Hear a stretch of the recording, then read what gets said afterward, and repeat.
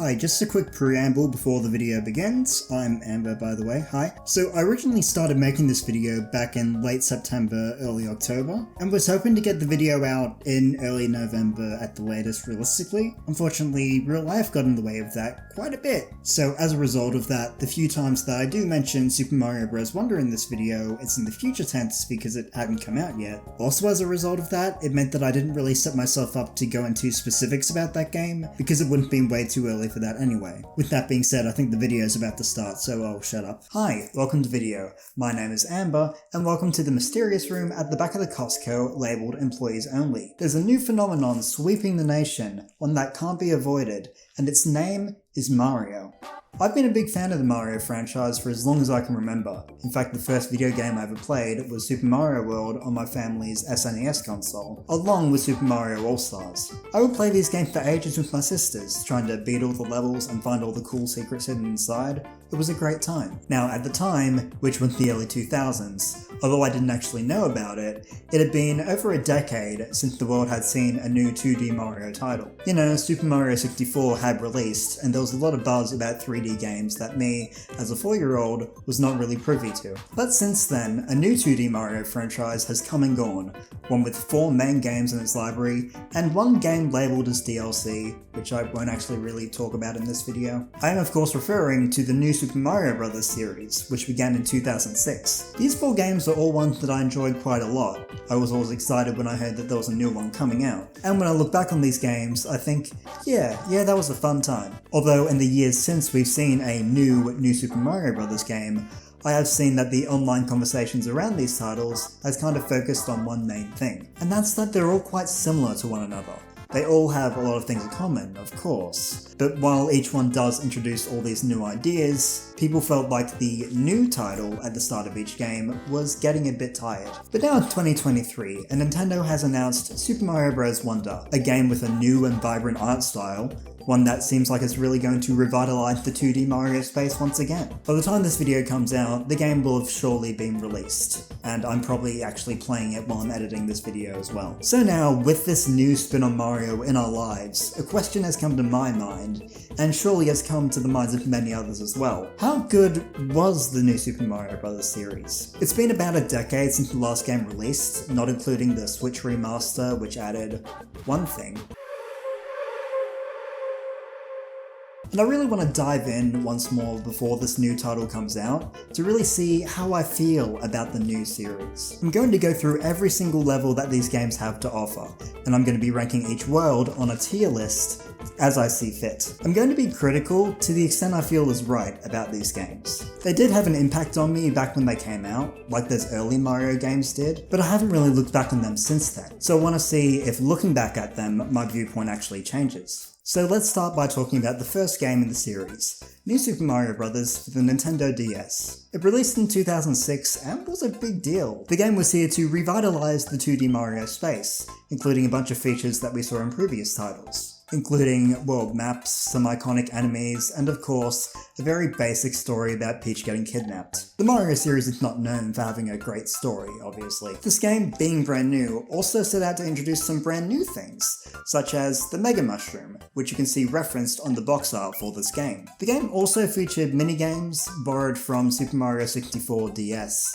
and a head-to-head co-op mode. Both cool features that I won't really be discussing, because they are very much side things. They aren't the meat of the game. But without further ado, let's get into discussing the meat of the game. So of course, we gotta start with World 1, a world that looks incredibly default. Grassy plains, hills in the background, nothing that really stands out on the world map. And this makes sense, you want the player to see something relatively simple at the start of the game, and not get overwhelmed by crazy ideas right off the bat. Especially with how long it had been since the last 2D Mario game, it's a fair decision. Going into the first level of the game, the layout is, once again, fairly basic.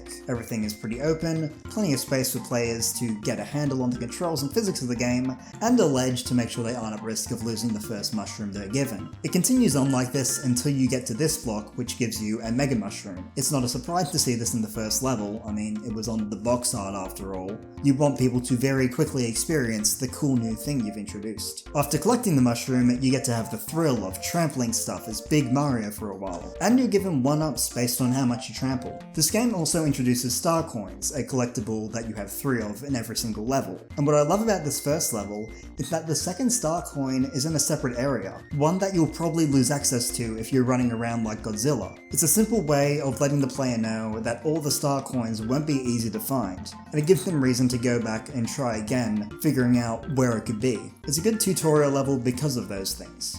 Now the second level takes us underground, like in the original Super Mario Bros. This level isn't too special, admittedly, though it does give us opportunities to go above the level itself. This is once again reminiscent of the original SMB as well, where if you did that at the end of the stage, you get to go to the warp zone and go to one of the future worlds. What the fuck? Well, in this game, if we follow that example, we are not met with the warp zone, we get a star coin and are led to a secret exit. Secret exits in this game are marked by red flags, which, instead of being a warning sign about someone, are a great way to signal to players that they've done something different than expected. However, getting the secret exit only lets you skip a single level instead of entire worlds. This kind of tells the player that, no, if you want to skip worlds in this game, you're gonna have to do more than that. This is the new Mario Bros. Super. Yep, those are all the words. World 1-3 takes us to the sky-high, fungi-filled level. It's very jumpy and active, giving off this fun atmosphere, one that you may end up getting tired of as levels like this persist, like I did, but for a first level of this kind, it's fine enough. Now, I mentioned that 1-2 being an underground level was reminiscent of the original SMB, but this level up high like this also gives off the vibes of that game. The original 1-3 had trees or bushes or whatever this shit is meant to be, but the concept is still there. And this still sticks when we enter not 1-4, but 1-Tower. Each world has at least one tower level around the halfway mark, like how Super Mario Bros. 3 had fortresses. They're all pretty similar. They all have basically the same aesthetic with the purple and blue bricks, and they all have you ascending to the top floor for a boss battle. Our first tower has these moving stone slabs which move on a cycle, giving the player some mild difficulty traversing, having to avoid being crushed and all. Up at the top, you battle against Bowser Jr. by jumping on him 3 times. It's a pretty simple and boring fight. Let's hope we never have to do it again. But now the real draw of this tower is the secret exit. I mentioned back in 1-2 that skipping worlds wouldn't be easy, and boy howdy does this tower make it difficult. There's this side room in the tower, and if you look closely, you'll see that there's one part of the border without a block covering it. If you investigate it, you'll go through a pipe to this other room, with a way out blocked by brick blocks. How do you break them? Well, this game has a power-up called the Blue Shell, one that can't be obtained easily, but it allows you to basically become a shell, which lets you break these blocks. Now, not only do you have to notice this discrepancy in a small and optional room, you have to get this power-up that's hard to get. That's 2 very non-obvious things, but as a result of that, you get the secret exit, unlock a cannon that will take you all the way to World 5. That's a pretty decent reward for managing to do all of that. Now, I've gone into quite a bit of detail about the first half of this world, and that's mostly because there are some things that kind of had to be explained in detail. Luckily, there's less to say about the second half of the world. 1-4 focuses a fair bit on Koopa shells, and introduces another new power-up, the Mini Mushroom, the younger brother of the Mega Mushroom. It, as name implies, makes you mini. You jump higher and floatier than before, but you die in 1 hit, and bounce off of enemies without damaging them unless you ground pound. It's a pretty fun power-up, and this level does a good job at being a playground for it. After this, there's an intersection. You can go up to another mushroom sky level, one with bouncy mushrooms and another fun vibe. Or for the price of 5 star coins, you can go down to an underwater level. Now, this water level is pretty lame. It's an auto-scrolling level. You're just slowly forced to go to the right the whole time. The main enemy to be found here are these sharks, which just swim in a straight line. It's really not a good way to introduce water levels into the game because it's not really fun or engaging. That's not a surprise for water levels though, we've seen this in other games before. They don't have great reputations. But trust me, there will be more interesting ones eventually. Now every world ends on a castle level, and these levels, like the towers, are fairly similar to one another. Bricky layouts, sometimes with lava. This one also has the shifting stone slab mechanic as a focus, but it switches it up halfway through with these tightropes. And I gotta be honest, the tightropes are pretty fun to mess around with, so good job. At the end we have the boss, and it's Bowser. Another throwback to the original game here, with Bowser standing on our path, and the only thing we can do is hit the kill switch on the other side of it, and dunk him into the lava. It's pretty easy, Bowser doesn't do a lot, and we're given a platform to jump over him if we need help. Oh, he's fucking dead, okay. Anyway, we did it, that's World 1 done, and I've gotta say, in total, it's not a bad world. It works well as an introduction to all the new things the title has to offer when compared to the older games, though none of the levels feel like they stand out too much. All in all, if I have to give it a rating, which I do, I gotta give it C tier. You know, average in total, nothing too special, but still done pretty well. Now let's move on to World 2, which has a pretty strong desert theme. Now this is reminiscent of Super Mario Bros. 3, the first game in the series to have world maps, which also had a desert theme for its second world. Now one thing about world theming that I really like is the fact that it helps give every world its own identity. You know, certain mechanics or enemies may be exclusive or just most commonly found in certain world themes. And we can see that pretty quickly when we enter 2-1, a level featuring a lot of pokies and quicksand. Pokies, enemies that look like living cacti, fit perfectly in a desert world. In fact, it's pretty rare for them to ever appear outside of a desert area throughout the entire Mario series. And quicksand, well, that's sand, I mean, come on. Going into 2-2, it looks a lot greener, but realistically this can be considered sort of an oasis area. The key twos appear here, frequently dropping spinies all around the stage. There are also these Mario Bros style platforms that allow you to hit enemies from underneath. Basically just not a level I feel has a lot going on. But then there's 2-3, a level that's pretty unique because of its sewer aesthetic. Yeah, we've gone into the sewer system of the desert, I guess? Do they have those? Either way, this is a level that feels pretty constricted, traveling through all these tight areas, dealing with one-way doors and piranha plants, but then at the end of the level, we get these small puzzlish sections, where you have to increase the water level to escape. However, at this point, if you're able to raise it again, secret exit, just for you. I like this a lot because it rewards you for exploring the area instead of just going on ahead. This secret exit leads to a nice beach-themed level, which introduces the spiked bass, another throwback to Super Mario Bros. 3. That being said, you really don't need to worry about it in this level, because a big mechanic here are these springs that shoot you far into the air. The normal exit here actually leads straight to the world's castle, but if you manage to pull off getting to the secret exit, you can head straight to World 5 with the cannon. That's pretty cool, getting a secret exit in a secret level to skip worlds. You actually have to put in a fair bit of effort for that. 2-4 is kinda cool as well. It has these sand mounds that you activate with these switches, for some reason, and a short section where you descend towards a watery area down below. There are a few things going on here, for example this mini pipe that Mini Mario can go through, but this level doesn't have a mini mushroom, so get one from home I guess. Or you can sneak around down here and reach a star coin that teaches you a very important lesson. Don't fuck up, or else. Now we move on to a tower level that I like quite a bit. The main thing we'll see here are spinning platforms. We start off with these windmill-like ones, nothing to stand out right now. There's a hidden star coin where you have to sound this moving block thing, which is pretty difficult to do. And we end with these wacky red things. I don't know what they're meant to be, but they're neat. Then we have the boss, Bowser Jr. again. And the fight, the same, but with quicksand. Just sort of there. These fights don't get more interesting for a while. The rest of the world is pretty short. 2-5 introduces these enemies that disguise themselves as blocks, and will leap up into the air at you if you threaten them. Newsflash, you always threaten them. You also get these blocks that are similar to the ones you'd see in Mario 3, and the fire snakes from Mario 3. And actually those brick enemies also appeared in Mario 3 as well, kinda. Now don't get me wrong, I have no real issue with things being borrowed from past games, it's kind of a given. I just find it fun, actually, that this level reintroduces 3 different things from that game at once. Wait, no, 4!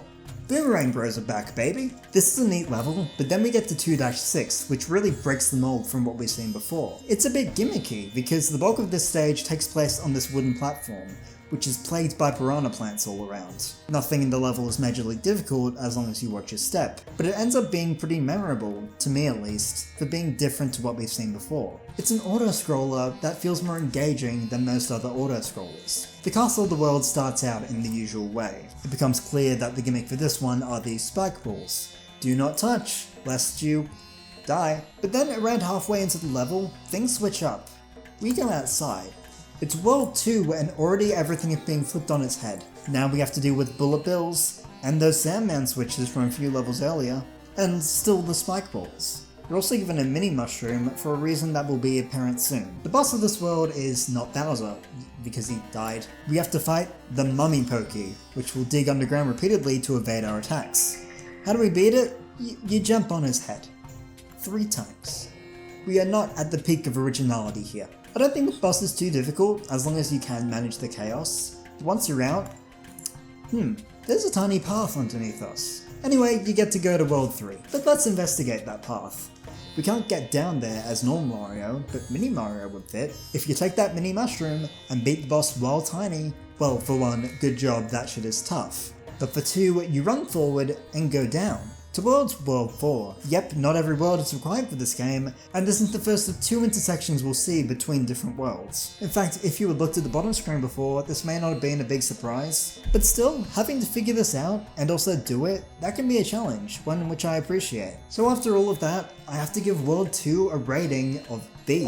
The theming is done here pretty well, with some nice concepts, and there's a neat difficulty shift. But it's not fully outstanding. So let's check out World 3, a world with the theme of beach. Once again, it's similar to how SMB3 did things. That game had the water world as a third world, though I feel that beach is a bit more complete as a theme.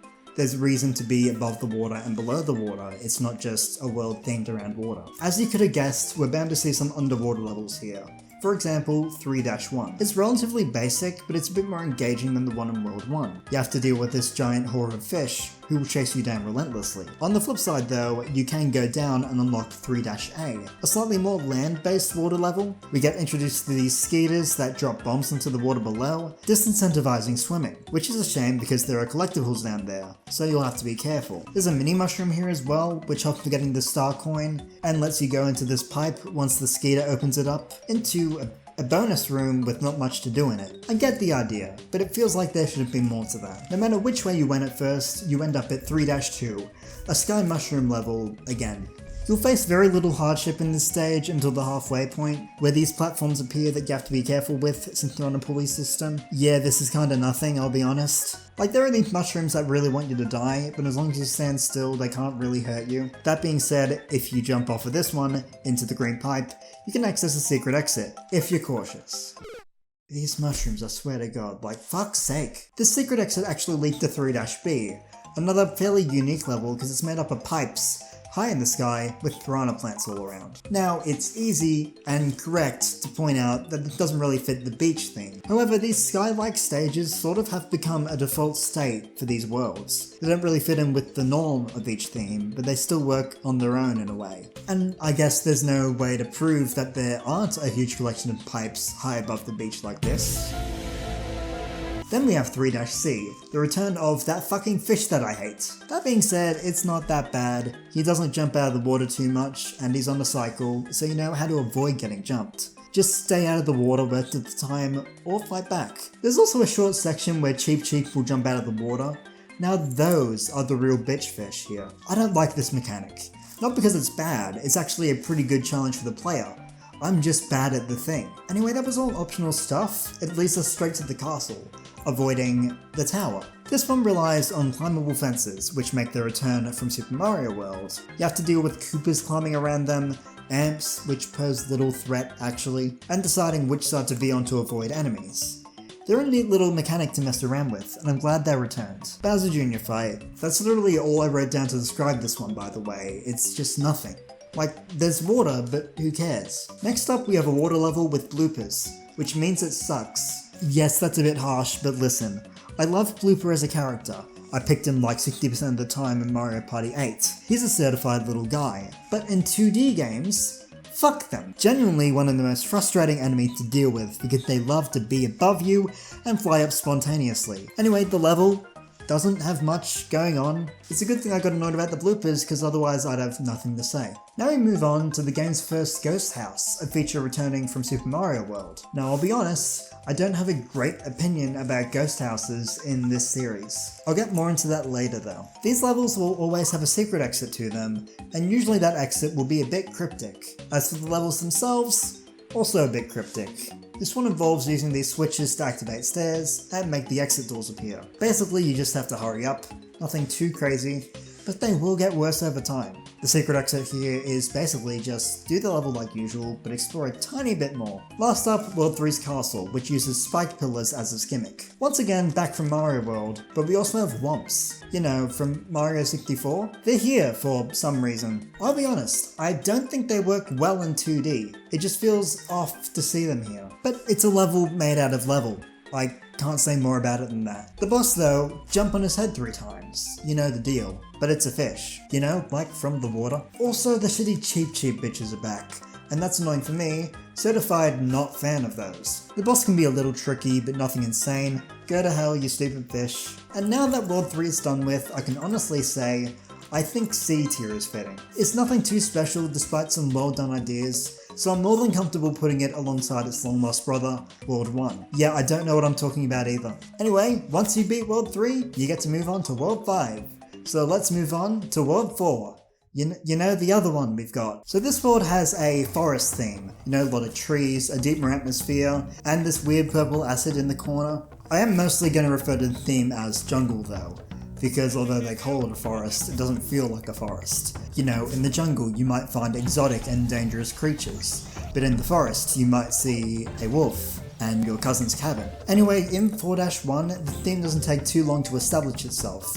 We're met with scuttlebugs hanging from the ceiling and poisonous acid that will kill us on contact. See, this is what I mean, there's no wolves here. We also get to meet Dory in this level, who will help us across the acid sea. She's like a boat, but cooler. And from Mario 64. All in all, this is a pretty good way to introduce the theme to the player. Now let's undo that with 4-2, another sky-high mushroom level. I'm joking to an extent, but there's a pretty heavy contrast between this and the last stage. This one has purple mushrooms, which lean depending on which side you're standing on, which does give you a slight challenge. But once again, this level doesn't really stand out in the grand scheme of things. Following this is another auto-scrolling water level. Sounds bad, right? Well, no, this one's actually kinda good. The star coin placements take advantage of the fact that your backtracking ability is limited, meaning you actually have to try a bit to get to them. The main gimmick here are the Mega Unagi, giant eels that will come in from the right side of the screen and plow through everything in their path, including you. There's a decent amount of stuff going on here, especially with these smaller Unagi that will lunge out at you if you get too close. I was a little surprised to find out that I enjoyed this stage, but to be fair, it's not as egregious as some of the other water levels we've seen. Next we have this world's tower, which has my favourite tower gimmick in the game, rising lava. You just gotta keep climbing up and you'll be fine. It makes it harder to fully explore like you would in other towers though, so if you miss something, you may not be able to go back, and if you go too slow, you'll be in danger. It's a fun time, and we also get a slight return of the climbable fences from World 3's tower. Now when we get to the Bowser Jr. fight, things are different. He's wearing a mask now. When you try to get close to him, for instance when you're about to jump on him, he'll retreat into his shell so you can't actually damage him. It took 3 worlds, but he finally learnt a new strategy. So we can't jump on him, but after a while, he'll throw a shell at us, and if we hit him with that shell, then we can jump on him. Like normal, 3 hits to take him down. But hey, this is a little bit different, so cool. I can't wait to see what other changes they make to this fight. 4-4 introduces us to Wigglers. If you haven't seen them before, they wiggle. Anyway, I've always liked these guys. They're docile until you jump on them, at which point they'll get pissed off and charge around. It's fun to have an enemy that you can't really kill through normal means. For instance, fire flowers won't affect them in the slightest.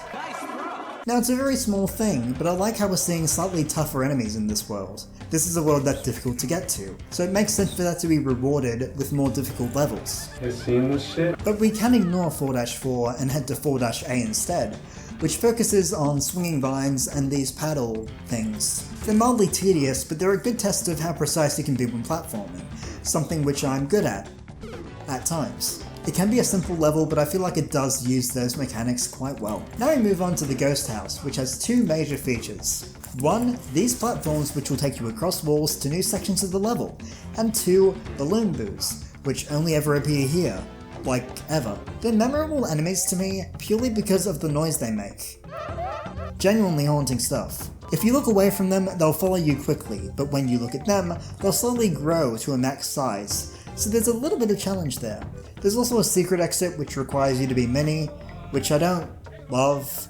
I like it better when a secret exit does not require you to have a power-up going into the level. 4-5 is an underground stage which I consider to be alright. You've got mushrooms and some fun uses for bob-ombs which are introduced here, but there's nothing else I can really say about it. 4-6 brings back Dory and gives her an entire stage. Once again, she's like a cool boat, and there are some mild challenges here to encounter during this journey. Lastly, there's the World 4 Castle. If it seems like I'm speeding through these last levels, it's just because they don't stand out to me as much as the first ones. The castle starts off with some swinging platforms, and then it goes and has some fun with thwomps, the superior rectangular rock slamming enemy. These are both fun enough mechanics. The platforms are hard to maneuver on, meaning you have to stop and start a lot, which is also true of the thwomps. And when you get to the end, you see a solitary oh shit. So I guess this guy is corrupted or pissed off or something. But it's a neat fight, because you have to ground pound him 3 times to win. See, that's a little different to just jumping. Also, because of the size, you get these platforms to help you actually reach him,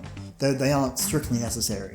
After this, you get to move on to World 5, and that also means it's time to grade this world. And I've gotta give it credit, it stands out, uses a lot of fun mechanics, despite some levels not being super engaging. All in all, it's an A tier world, the best one so far. Anyway, now let's have a look at World 5, the Snow World. Straight away, not a surprising theme to see in this game, snowy and icy aesthetics are pretty common in both 2D and 3D platformers. Very quickly into 5-1, we can see some cool new mechanics that will only ever appear in this level. There's this enemy which will throw snowballs at you, which is similar to an enemy we'll see in an upcoming game, but this isn't the only time we see it in a snowy setting. Some trees will drop mounds of snow down when you get too close, which can trap you briefly, and also you can sink down into these big pools of snow. Immediately, they're doing the snowy theming pretty well, bringing in these fitting new things for the players to deal with. When we go into 5-2, we get our first taste of ice. It is quite slippy and slidey, as you could probably guess. We'll be seeing this a fair bit throughout the series, so get used to it now. I genuinely like how it's a bit more difficult to control your movement on these ice platforms.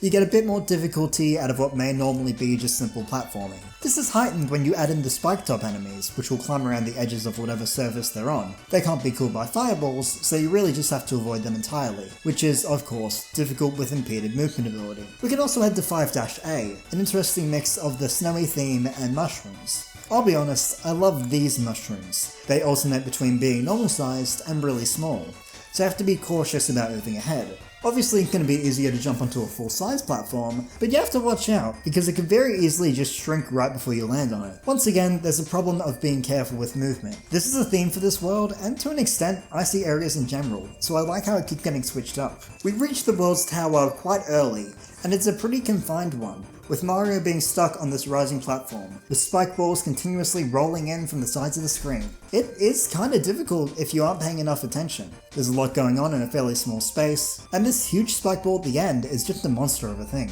The Bowser Jr. fight here is a little difficult because for the first time, they changed the actual platform you fight him on.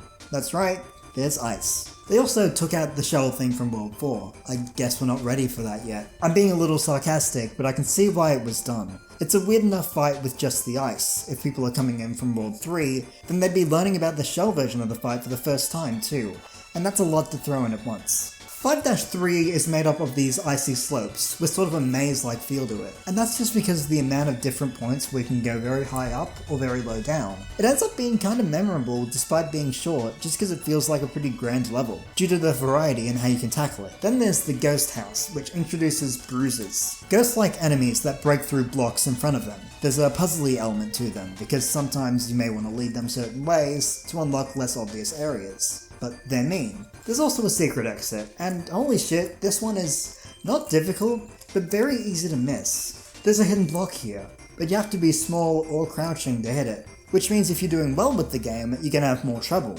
which is kinda neat, I think. Then we have 5-B, which sort of feels like a flatter version of 5-3, made up of ice with a lot of slopes, and similar enemy layouts. That being said, with it being a much shorter stage, There's a lot of room for fun setups, and all 3 star coins here feel like nice little challenges along the main path as opposed to just being hidden. Then we got 5-C, which brings back the bruises but puts them underground. It's nice to immediately see these pretty unique enemies in a new setting where they're being utilised in a pretty different way. We then move on to 5-4, which introduces a new type of mushroom again, ones that will rise or fall when you stand on them. But my favourite thing is the 2nd star coin. You feel trolled for a second, but then find out there's a way to get it. But you'll never get up to it that fast, right? Well, I fucking did it. I did the thing that I was meant to do, and it's a slight rush. But then we've got the castle, which I feel is the pinnacle of this whole watch how you move sort of thing we've seen in this world. The main mechanic here? Conveyor belts. Specifically ones with enemies along them. You have to be careful because you're constantly being moved around.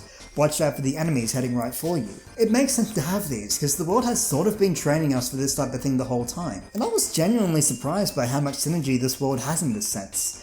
And especially in this castle too, because we get reintroduced to ice near the end, as well as these munching piranha plants that we have to avoid. Or kill, both work. This leads up to the boss, Petey Piranha. Oh, that's why there's a bunch of piranha plants, that was really weird. He's another 3-jump boss fight, but he flies around a bit. But what's that at the end?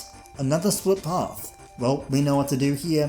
Grab a mini mushroom, which is not guaranteed, also this neat star coin, and beat the boss. I will also say, I don't mind the mini mushroom not being a guarantee here, because it's still available in the level itself. Using that mini mushroom will allow it to go to World 7 as opposed to World 6. But now, it's time to rank. Now I think this world has a lot of memorable levels and great design choices. Stuff that I've been praising this whole time. So I feel like I have to give it an S ranking.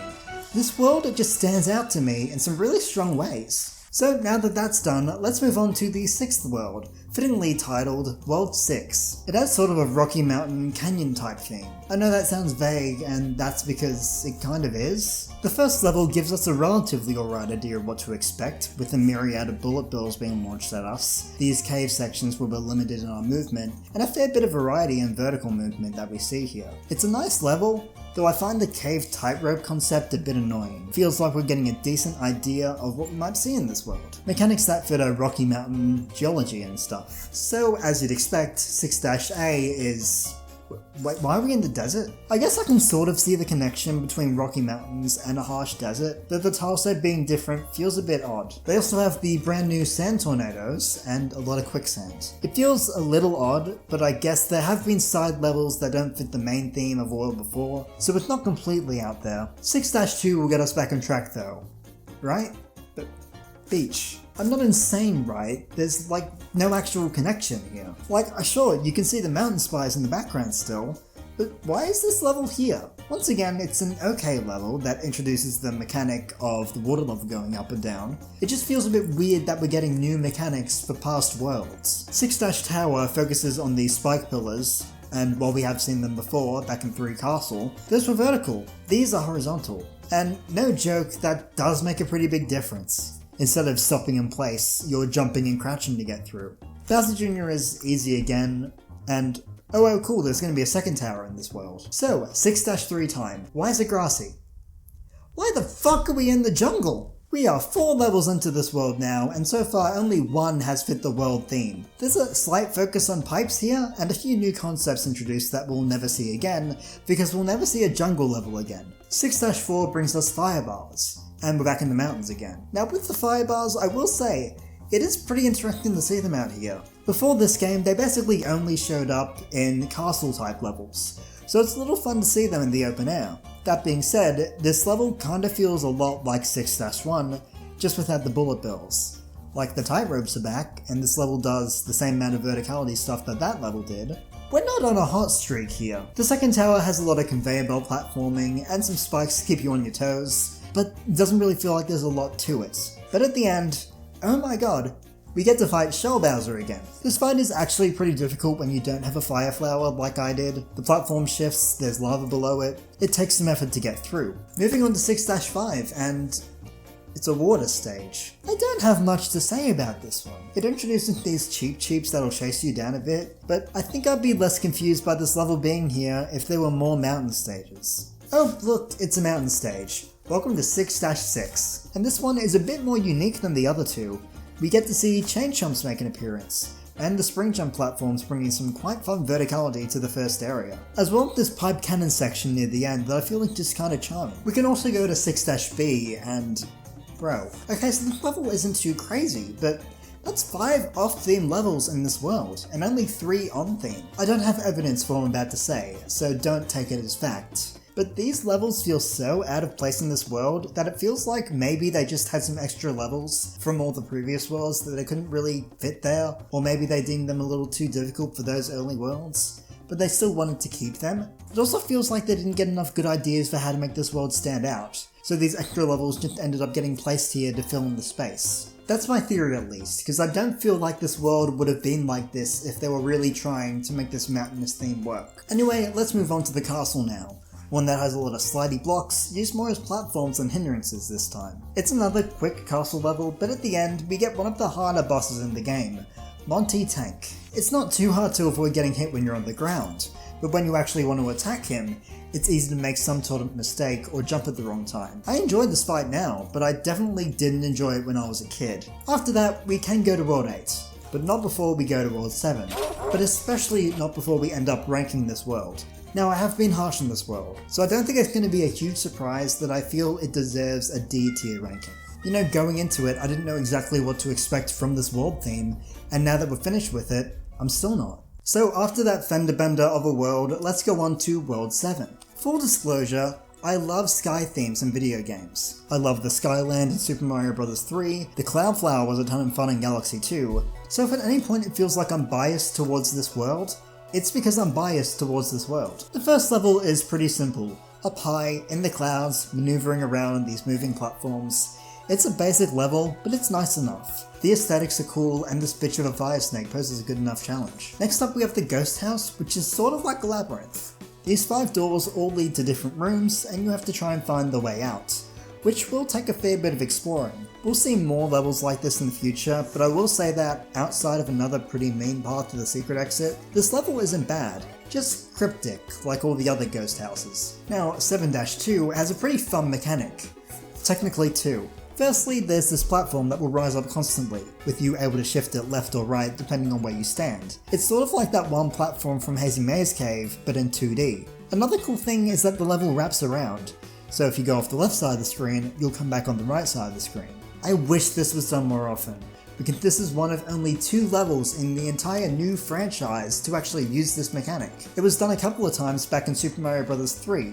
I loved it there and I love it here. Speaking of mechanics that I love, 7-3, a level that takes place entirely on a giant wiggler. It's somewhat of an auto-scroller. The wiggle is very long though, so you can hang back for quite a while if you need. There's not a huge rush to get to the end. This level is something that we don't see anything too much like again. A level with a fairly different style of play because of a fully unique mechanic. There are other levels which have some other auto-scroller-ish mechanics, but none that really stand out like this one. It's memorable because of how unique it is, and it's probably the level I remembered the most going back into these games. Next up, the tower, which doesn't really introduce anything new. It's primarily just the shifting blocks and spikes again, like in World 6, but a little more difficult. We fight Shell Bowser Jr. again in a fight that isn't that bad actually. Like, even without the fireballs, it wouldn't be too hectic. 7-4 is a primarily vertical level, focusing on using these spring jump platforms to their fullest potential. Lots of bouncy mushrooms, small puzzles involving gliding around, and this cool section where you need to unlock the path of a vine to get to a cool bonus area. 7-5 is the first time we see a grassy aesthetic since the first world. It's off theme, yeah, but this is rare in this world, so I'm not going to complain about it this time. And also, we get to see a ton of bullet bills and bombs again. It's another nice level. But now I'm going to go into why this section rules. That next level we're unlocking now is 7-6, and completing it leads back to 7-4. So what's the scoop? Why are we trapped in a loop, and how do we escape it? Well, it's so fucking cool, like god. All 3 of these levels have secret exits, and to get to the castle, you just need to get one of them. This is similar to the Forest of Illusion in Super Mario World, but done a little bit better I feel, because there are exclusively ways out of this loop, as opposed to that world where there are only 2 ways out and you were getting confused along the way to that. And what's even better about this in my opinion, is that the secret exit in 7-4 is the most difficult one to get, requiring you to be mini from the get-go, and I'm not going to complain about that, because you are rewarded by getting to go directly to the castle. High difficulty, high reward. 7-5 requires some messiness with a Mega Mushroom, or the slightly more intended challenge of blowing up these blocks with a bomb. It's very much on the main path, so you'll probably notice the way out without realizing. Clearing that will send you to 7-A and then the castle. Medium difficulty, medium reward. 7-6, which I haven't talked about yet, is a mushroomy level, with a ton of Koopas. It's a tricky one, but getting through it, well, like I said, loop. The secret exit here is not that hidden. In fact, you'll probably encounter the vine that leads straight up on the first run through, then you may not actually be able to climb it. Going this way sends you to 7-7 and then the castle. Low difficulty, low reward. It's such a cool way of having this world go. 7-A is a pipe-themed level, the only one of its kind, and a cool throwback to SMB3's Pipeland. Really cool stage, especially for a lover of Pipeland like me. Now 7-7 is an auto-scroller using donut blocks a lot to make things tricky, as well as these wooden platforms. It's giving Super Mario Bros. 3. Never let me say it's giving again, Christ. I don't mind this stage, but it's nothing too special. Finally, we have the castle, which reintroduces the snake blocks to the franchise. It's another one of the many different ways that the game forces a level to take longer, but I find them to be quite fun, because they mess with you, turning back and forth, you never know exactly where they're gonna go and where you have to jump, keeps you on your toes. And the boss, after a short climb up, is Lucky Thunder. You beat him in the usual way, but I find it to have a cool design and kinda fun attack patterns. So there you have it, that's World 7 done, and now it's time to rank it. I don't think this will be a huge surprise, but I have to give it an S rank. I have praised so many parts of this world, it is so good. It's not perfect though, it's just really, really good in my opinion. Finally, we have the last world in the game, World 8. From the world map, we can see that it has a fairly deep and creepy atmosphere. Nowadays that might feel a little bit odd for the last world in a Mario game. We've gotten very used to lava and fire being synonymous with the final stages of the game. But honestly, for the time this came out, this was basically what you would expect. SMB3 ended on Darkland, which had minimal lava, and Mario World was in the Valley of Bowser, which was basically a cave. So this was more or less par for the course at the time. The world starts on a level that feels more spooky than anything, being sort of like an outdoor ghost house, a pink one for that matter. It's nothing too special, though I remember having a ton of trouble with it as a young kid. But all in all, it set the theme for the world pretty well. Okay, let's move on to 8-2. What? So 8-2 is essentially a gimmick level. Remember the water switches in the sewer level from almost an hour ago? This is a level basically made up entirely of that. It feels out of place. Not because of the theming necessarily, mostly just the difficulty. It's kind of easy, and I would expect a gimmick level to be off the main path, not on it. Luckily that weirdness is interrupted by the tower. Remember the sliding blocks?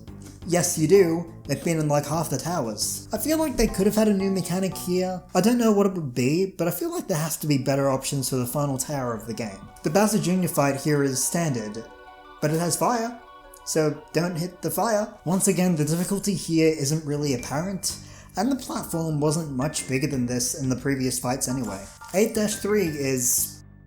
okay, think look creepy for a second and now we're underwater. I guess they had a pretty tough water level lined up for us.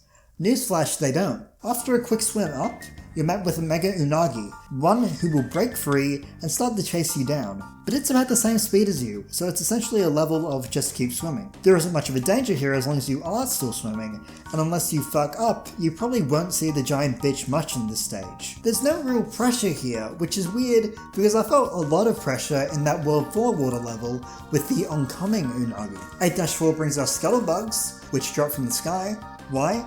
They feel like an odd inclusion here. It's kind of a nothing burger of a level, to be honest. Lastly, the castle. There's a neat gimmick here with these switches that affect the placement of these moving platforms, and some more rotating platforms, but it's short. Once we get to the end though, we meet the boss, Bowser's skeleton. It's the same fight as usual with Bowser, but he throws bones. Evidently that's kinda neat, but nothing too special. Once we win... Wait, why are you running? So here's the scoop. This world has a second half, and the second half is so much better. For one, it leans heavily into this lava volcano type feel, a theme that is a lot stronger than the unsettling vibe we had before. Much more climactic and fairly Bowsery. Also, the mechanics here are good mechanics. 8-5 brings us these tilting rocks suspended just over lava. 8-6 is a great level. It's the second and final wraparound stage in the entire series. Lava is rising up from below and you need to escape.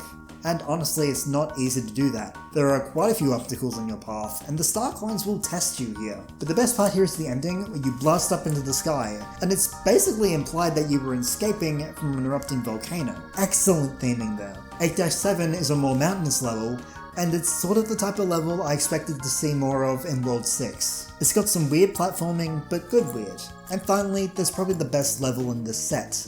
8-8. A volcano in the background is spewing out molten rocks which fall from the sky, destroying the blocks in their path. There are also these one-time enemies called K-bombs, which can be ignited by the rocks. Genuinely, this can be a really tough stage, but a great one to have before our last hurrah. The second tower of the world features snake blocks again, and it's a bit meaner than the ones we saw last time. That being said, it's not that unique of a level for me to have any biting commentary about it, other than look at this shit, my dude. Bowser Jr. Then comes the final castle. It belongs to Bowser, and it really does look climactic. The main gimmick here is brand new. These switches will rotate the stage. That's cool as shit. There's this fire room, which is tough but a good challenge, and then there's the swamp, which doesn't actually rotate with the stage, so you have to keep dealing with it after you've hit the switch. Near the end we get a puzzle, sort of. We have to pick the correct path out of these three options. And I think there was something like this in Super Mario Bros. The Lost Levels, but my memory of that game is minute. Anyway, let's get to the big boss battle. It's an upgrade, I'll say that. We have to fight Bowser, who's been enhanced a little bit, and Bowser Jr. at the same time. Once again, Bowser Jr. easy, but it's the shell version. And Bowser is a genuine obstacle here, so watch out, non-fire flower havers. Bowser spits out a lot more fire than before, but once again, we hit the switch.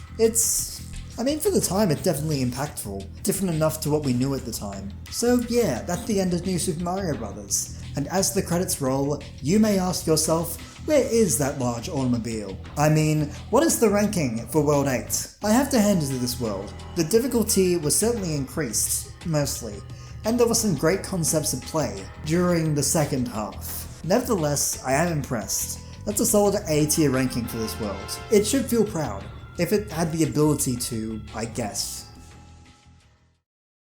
Well, that's it for New Super Mario Bros. A game. Considering it was the first 2D platformer in the Mario franchise after a decade of nothing, this was pretty good. They introduced a lot of really cool concepts and brought back a bunch of cool things from the previous games. That being said, quite a few levels felt bland or misplaced, and the boss fights were pretty similar. I wonder if that will change in future installments.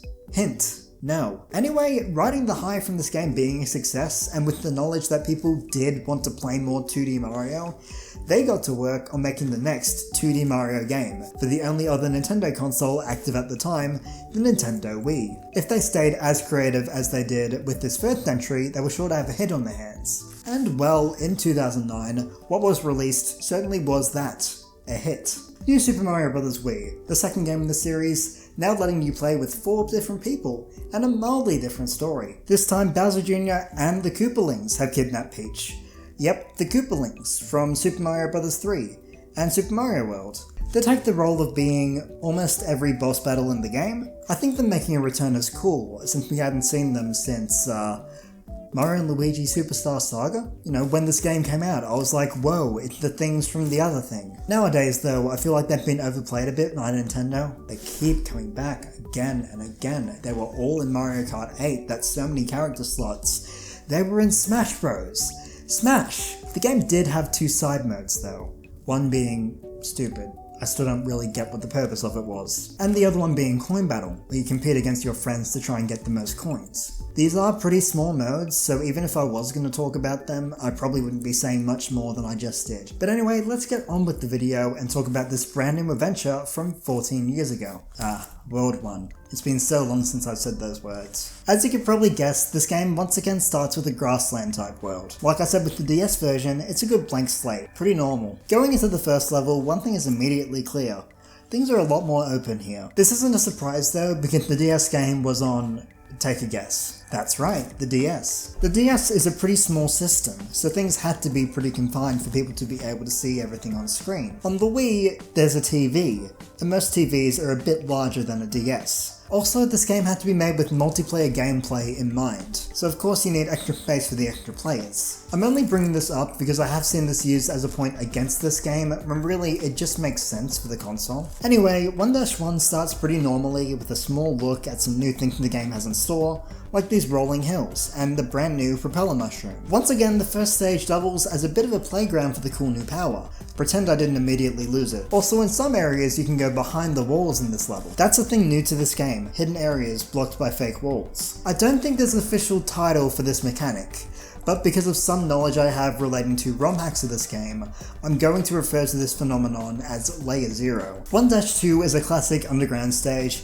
but it spruces things up with these neat crystal platforms, some motion control use, and the power block making its grand return from Super Mario Bros. 2? What the fuck? 1-3 introduces another new thing to the series. It's our good friend, Green Jeff, most commonly known as Yoshi. Like in Super Mario World, you can use Yoshi to eat enemies, or berries, and jump off him for extra height. But you can also flutter jump with him, like in the Yoshi games. However, unlike Mario World, you can't bring Yoshi to every level in the game. He's only available in 6 different levels. Once again, I get why they did this. It's difficult to balance a game around Yoshi when it gives you a different type of jump, especially with multiplayer active. Anyway, look at this bullshit. Are you kidding me? There's a very small sign that there's anything going on here, something you may not be able to see on older TVs. And I can't just astral project the knowledge that there's Layer Zero bullshit going on here, can I? There's also a secret exit here, and okay, it bothers me a bit that it's pretty easy to get. In the DS game, there was a bit of challenge leading up to the cannon to get to World 5, but here,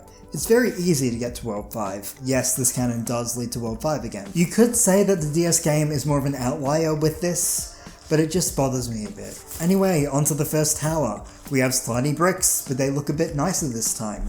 But the focus here are these swinging platforms. We also have Layer Zero again, but this time it's a bit easier to spot. You know, there's a small crevice, but also a difference in the tile set for this level. You know, instead of the green being the border, it's solid green here. It's a small thing, yes, but I actually like that there's a signal here. The boss here is Larry Cooper, and this is a pretty standard Koopaling battle. Next up is 1-4, a water level, and honestly a better one than we saw in World 1 of the last game. I haven't used the Ice Slayer much yet, so let me explain it. It's a brand new power-up, where you can shoot ice balls instead of fire. Enemies get frozen, and you can kill enemies that couldn't be affected by fire. It's pretty cool. Haha ha ha ha ha. Anyway, the way it interacts with water enemies is awesome. They'll float up when frozen, which is a cool way to access certain areas for star coins. There are these new urchin enemies that will sink once they unfreeze. This power-up, no joke, leads to this level being a pretty good water level. Now I'm not really going to mention much about these roaming enemies that show up because they don't really affect my opinion on these worlds. But they are there. 1-5 is a sky mushroom level and does about what you'd expect, but adds in these cool spinning mushroom blocks, corkscrew mushrooms, and honestly these levels feel a little more fun now thanks to the propeller mushroom. 1-6 is not a memorable level. It has a lot of rolling hills and Koopas, enemy of Chris Pratt. I spent hours of my life stomping. But the level ends on this mildly flashy section. I don't get it. We end the world, like always, with a castle. One with giant gears for some reason, and thwomps. I feel like they probably could have made themes with better synergy here, but it's a decent first castle. Koopas. At the end, we see Larry again, and Kamek uses magic powers to make the floor wavy. This makes the fight a tiny bit harder. To be fair, it's still World 1, but yeah, not a lot going on with this fight. We beat him the old-fashioned way, and that's one world down. So, what did I think of World 1? Well, there are some cool and uncool things in this world, and they even out. So I gotta give it a C rating. About average. Good job. Now let's move on to World 2. Once again, we have a desert-themed world. And for those who aren't too familiar with the series, we aren't going to be seeing any real new world themes at all, actually. So get used to the 8 or so we have right now. This game's desert world is quite different from the one in the last game though. Very few of those mechanics make a return. Instead, we're introduced to brand new ones, such as the sand spires in 2-1. Temporary platforms that force us to be careful with where we jump. They can be entered from the side, and I mean they're okay, but at a certain point the level is just jump on the sand spires and get to the end, not really much creative platforming going on. Though I do love the idea with this final star coin, where you have to throw a shell to reach it, unless you're in multiplayer. 2-2 brings back the spike enemies from SMB 3, an enemy that was so memorable that they remembered it. They do act a bit differently to that game though. Instead, they're more like the snowball enemies from 5-1 of the DS game. We're given barrels to counter them, but these enemies are just sort of mediocre to me. They do not register as interesting, so why are they in Mario Party 10? We have a neat Koopa Shell section where you can get a 1-up, but a problem has arisen. We're halfway through the level now, and there's been no sign of a star coin anywhere. And, well, now we can't go back and check. Welcome to the most brain-dead idea for a star coin this game has to offer. See this quicksand here? See how it's a very tall pillar of it? See how you can very slowly sink down to your death? See how you don't die for some reason? This idea. Who thought of this? Who thought the players will go down into the slow death elevator and be rewarded for it? We get coin, and then star coin. The other 2 star coins in this level aren't too much better, but this one is so fucking obtuse. I just can't imagine that many people finding it without assistance. 2-3 is a bit different though. It's a level shrouded in darkness, with these fire-based enemies here to light up your night. You can also collect a star to completely dispel the darkness and see what's hidden. In total, it's like moderately annoying, which isn't too bad. 2-Tower is a stage with those climbable fences again, and a fuck ton of hidden areas. You know, the Layer 0 stuff. I'll be honest, it's too much here. A lot of these hidden areas basically lead to nowhere. Also, I feel like it's odd for Roy to be shooting magic at you throughout the level, because this really doesn't happen much in the game. So it feels weird to introduce it this early on and make us think this might happen again sometime soon. 2-4 is better at least. It has this wind mechanic that has some fun effects on movement.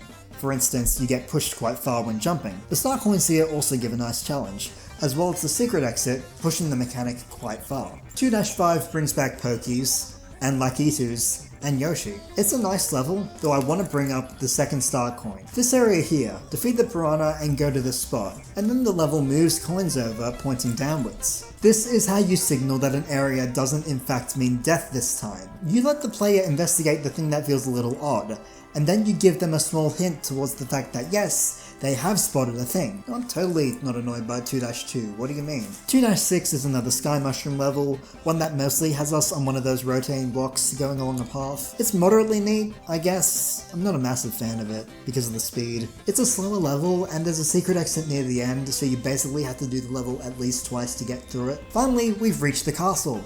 An auto-scroller. There's a cool concept at play here though. In each section there are 3 paths at the end, and you have to choose the correct one.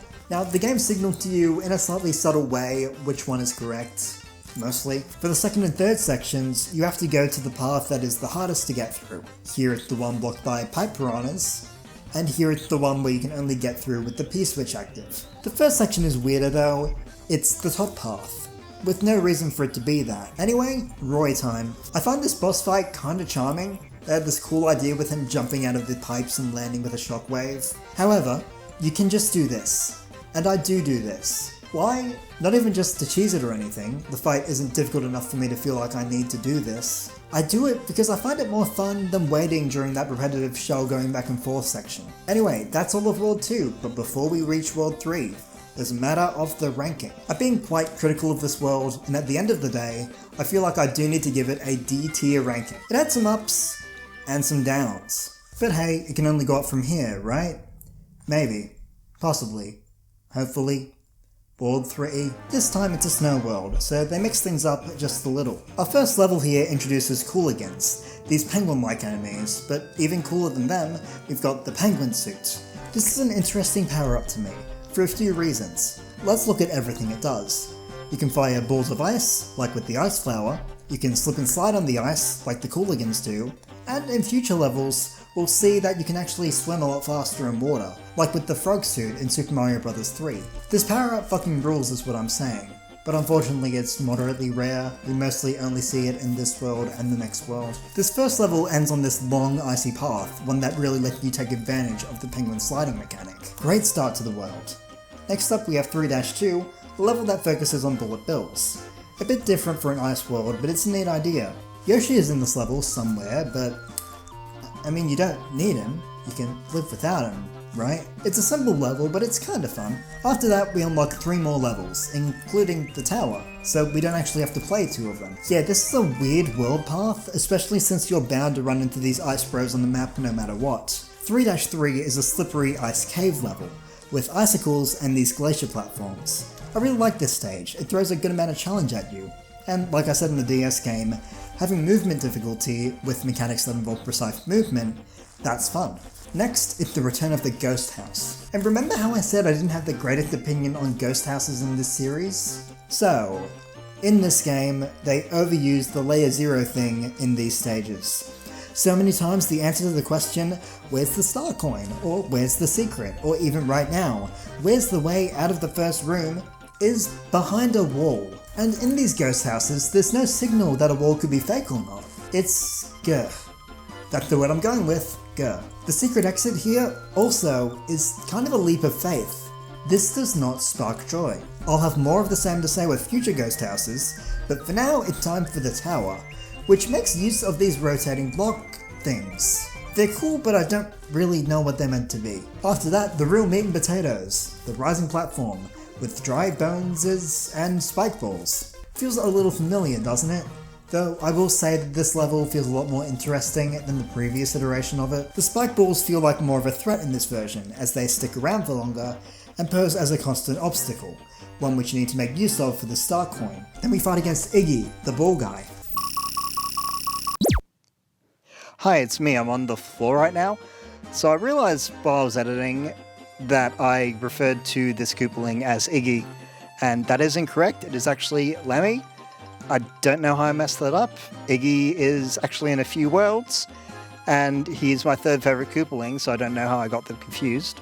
And if you're going to correct me, then fuck you, I already did it. Bye. I say that because he shoots balls at us, and he has a big ball. This is a slightly tougher fight though, the balls can be troublesome, and the ice is always troublesome. Now we move on to a sub-area in the world, and this isn't the only world to do this, by the way.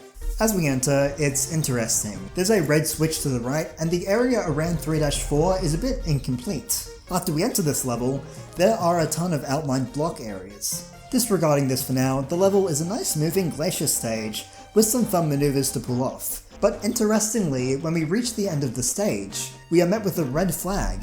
That was the secret exit. Things may be starting to click a little more now, but let's move on to 3-5. This is a vertical level with that spinning mushroom block from 2-6 back again. It's over pretty quickly, but with only 1 star coin available. And this pipe that we can't really reach. Afterwards we get access to the switch, and now those outline blocks have been filled in, and we can access these new areas. This is a cool gimmick, especially since the levels do end up playing a bit differently as a result. 3-5 now has an entire second section which leads to its secret exit, which is kind of more of the same basically, but oh well. And 3-4 ends up being a bit easier since a lot of the obstacles are ones we can just jump over now. It's sort of similar to the Switch Palaces in Super Mario World, but in a fun new way that's isolated from the rest of the game. Getting the normal exit in 3-4 will let us head to 3-Castle, a level that focuses on these snake blocks again, which are now icy, but also involving some interesting bob-omb trials. The snake blocks are as mean as ever, which I enjoy, and at the end, it's time for the boss. And Iggy's ball gets bigger, which means that landing a hit on him is a bit more of a challenge now. As a result, this fight is mildly difficult. But now we've finished up World 3, which means I can just stop talking about balls altogether. So, ranking time. I feel that this world has some good ideas, and some not good ideas. At the end though, I will say it was more good than not good, so I feel comfortable giving it a B ranking. Anyway, now it's time to escape the plight of winter and move on to summer. That's right, World 4 is beach themed, and right off the bat, this one is a lot stronger in terms of theming. The world map makes it feel like you've reached a big collection of islands as opposed to one big one, a bit more beach-like. 4-1 gives us the chance to try out the penguin suit style swimming, and also has a healthy mix of above ground and underwater segments. Urchins and cheap cheeps can be found all around, but enemies that make the underwater experience feel a bit more varied than the DS's levels. As you may recall, most of the levels just had cheap cheeps and one special enemy each. 4-2 takes place in a more rocky beach area, with those damn cheap sheep that I hate. Once again, I do respect the difficulty that they bring to the level, and we also have these tightrope segments with donut blocks now. Interesting mechanic, I'm sure we'll see it again. Oh wait, we don't? Oh thank god. 4-3 introduces what is probably my favourite of the beachy enemies in this game, the Hucket Crab. They throw rocks at you and jump around a bit. They're simple, but they're cute, and they work well as enemies. Also, if you explore around enough, you'll find this underwater segment.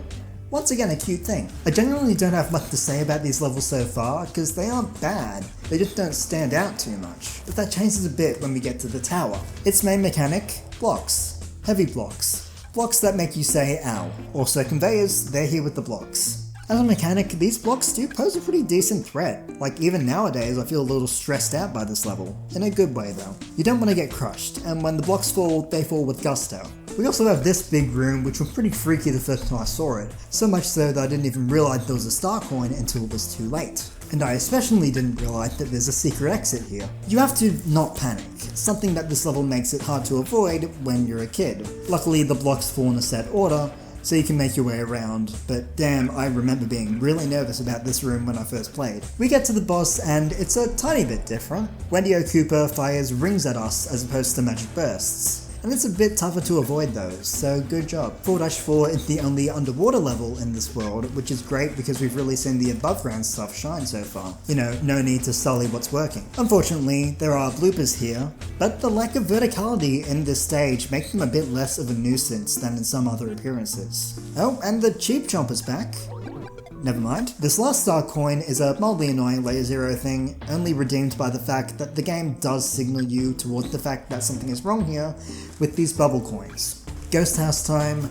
I don't love this secret exit, by the way, but what else is new? One nice thing about the stage though is even though it's not the best, it's already over. It's a short ghost house no matter which exit you go for, which is nice. 4-5 has Lakitus again, and it brings in this neat cloud block, which lets you spawn a friendly Lakitu that drops coins. Also, Yoshi's back again. If you fly up on a cloud, you can see some cool stuff, and the star coin placements here are pretty nice. It's a solid enough level. Lastly, the castle. The sideways spike pillars are back, as well as the climbing fences, and I like what's done here. Having the floor spell danger, but not death, forcing the player to platform across these slightly odd platforms and stay safe, it's a fair challenge to ask them to take on. We also get an underwater segment, because of course we do, but it's short and easy. Also we see the return of the fishbone enemy, which has certainly had a glow up since Super Mario World, where it did nothing. The last section brings out a massive spike pillar, one that, because of its length, gets easier to evade the further into the room you get. Your only real clue that it's coming back being the distant sound. A pretty fun ending. Back to fighting Wendy again, and this boss fight is okay, but not great. The room gets flooded and then slowly drains over time, and you can't hit Wendy while you're swimming. So it's tricky, but cumbersome. I get the idea here, but I don't love it. Anyway, now that World 4 is done, it's time to... wait. Okay, so there's one more level, actually. Bowser Jr. was a little too slow, so we follow him onto the airship. I love the airship levels back in Super Mario Bros. 3, so it's cool to see that theme come back, complete with these fire hazards, this screw platform things. Also Mecha Koopas, we haven't seen those since Mario World. After a nice journey through Memory Lane, also known as the ship, we have to fight Bowser Jr. Like in the DS game, he's not a tough fight, but it's neat, because for the first time in this game, we're seeing a slightly different attack style. Hooray. But anyway, now that the airship is done, we can move on to World 5. But first, I have to say a letter of the alphabet and put my image on the line. Now, I doubt that many people are going to agree with me here, but the new mechanics in this world are really well done. The levels here didn't really have any big drawbacks, so honestly, it's A tier. I feel like it's an A tier world. So now let's head off to World 5, the forest/jungle world. Straight away I will say it's a bit more foresty than jungly this time. Like it has some mild jungle aesthetics to it, but it's still kinda plain. The first stage introduces these walking piranha plants with strange necks, and then these floating ones who love to breathe. This immediately presents a slight theme of mutation in the enemies shown here. They aren't normal enemies, they've been changed somewhat. Now, there's another world map mechanic here, one that I don't love, where these vines on the ground will shift every time you beat a level, blocking your path. I'll show off why I don't like them in a moment or two, but first here's 5-2, a level with giant wigglers. These are ones that you're meant to bounce off of and avoid taking damage from. Nothing like the one in the DS game. It's a level that doesn't really do much with the mechanic it introduces though. There just isn't much going on with these wigglers really, which is a shame. Now for why the vine thing bothers me. I can't go to 5-3 yet. Every path is blocked. This bothers the me. I like going through the levels in order. I don't like not that. For now, let's explore the tower, a level with a nice new gimmick, the walls shifting to the left and right, back and forth while we have to climb up. Most of the platforms are pretty close to one of the two sides, so you have to be careful with a lot of your jumps. Once you reach the halfway point, the walls start to shift even faster than before, meaning that you actually do need to rush a fair bit to get to the top. This is a healthy amount of challenge here, so I've got to give kudos. At the top, we fight Iggy, and it's nothing too special. We've done fights worse than this before. Anyway, let's go to 5- son of a bitch. Luckily, we can re-enter the world through the map screen, but come on. Here we go. 5-3 introduces brambles, berserk enemies that I think are kinda cool. They just flip back and forth across any platforms that they can reach. We won't see them again in this game, but they're kinda cool. Let's go to 5-4 now, a memorable level that sees us going onto this raft. But this raft has a maximum capacity. If 5 more entities are on this raft at the same time, entities including coins, it stops. And you have to take care of the issue before it will start up again. This isn't too hard to manage at first, but eventually the enemies will start to stack up. These mini Goombas will rain down, and then piranha plants and bombs will join in on the fun. It gets hectic if you aren't careful, and it's a great stage because of that. Ignore that, I don't want to talk about that. After that we can either head to the ghost house, or we can head to the ghost house. This one is lame. It builds itself as a ghost house that's set up like a maze, but half the time you can see the dead ends from afar, and the way to the exit is just the farmost right door. Also, every door that goes somewhere goes to a star coin or an exit. It feels like they wanted the level to seem mysterious, but personally it doesn't really feel like much of anything. I've been critical of cryptic ghost houses before, but this just feels like an attempt that didn't really work out. Anyway, the secret exit is behind a wall. Yeah, 5-5, this one is different. It's a gimmicky level. You have to go through the sky using these jumbo rays and propeller blocks. Now, what was this? Why isn't this level in the jungle world? It's not really jungly or difficult enough to warrant being this late in the game. It's a level that leaves me asking questions. Finally, after all that, the castle. Once again, climbable fences, but now they spin. And Iggy is shooting magic at us. Now, I feel like this might have been a better time to introduce this mechanic, instead of it being the second time we've seen it since World 2, and also the last time we see it in the series. Near the end we're introduced to these bouncy blocks which force us to understand how they work in order to get to the boss, which is important because they are utilised in the boss fight. And this fight is probably the most unique one so far. Having the Chomp pull Iggy around means a different style of movement. He's actually able to evade us when we're attacking him, and once we do attack, the Chomp gets mad, meaning we have to suddenly run away before we can attack again. It's a similar concept to the usual, but played much differently, and it works, for me at least. So now that we're all done with World 5, I can honestly say that I think it is a B tier world. It has some pluses and some minuses, but the pluses were pretty good. The minuses were just mildly annoying at worst. Anyway, let's move on to World 6, the Rocky Mountain themed world. In the DS version, the world with this theme was the only one to get a D ranking, so let's see if this one is any better. Straight away, this is the coolest looking world map we've seen.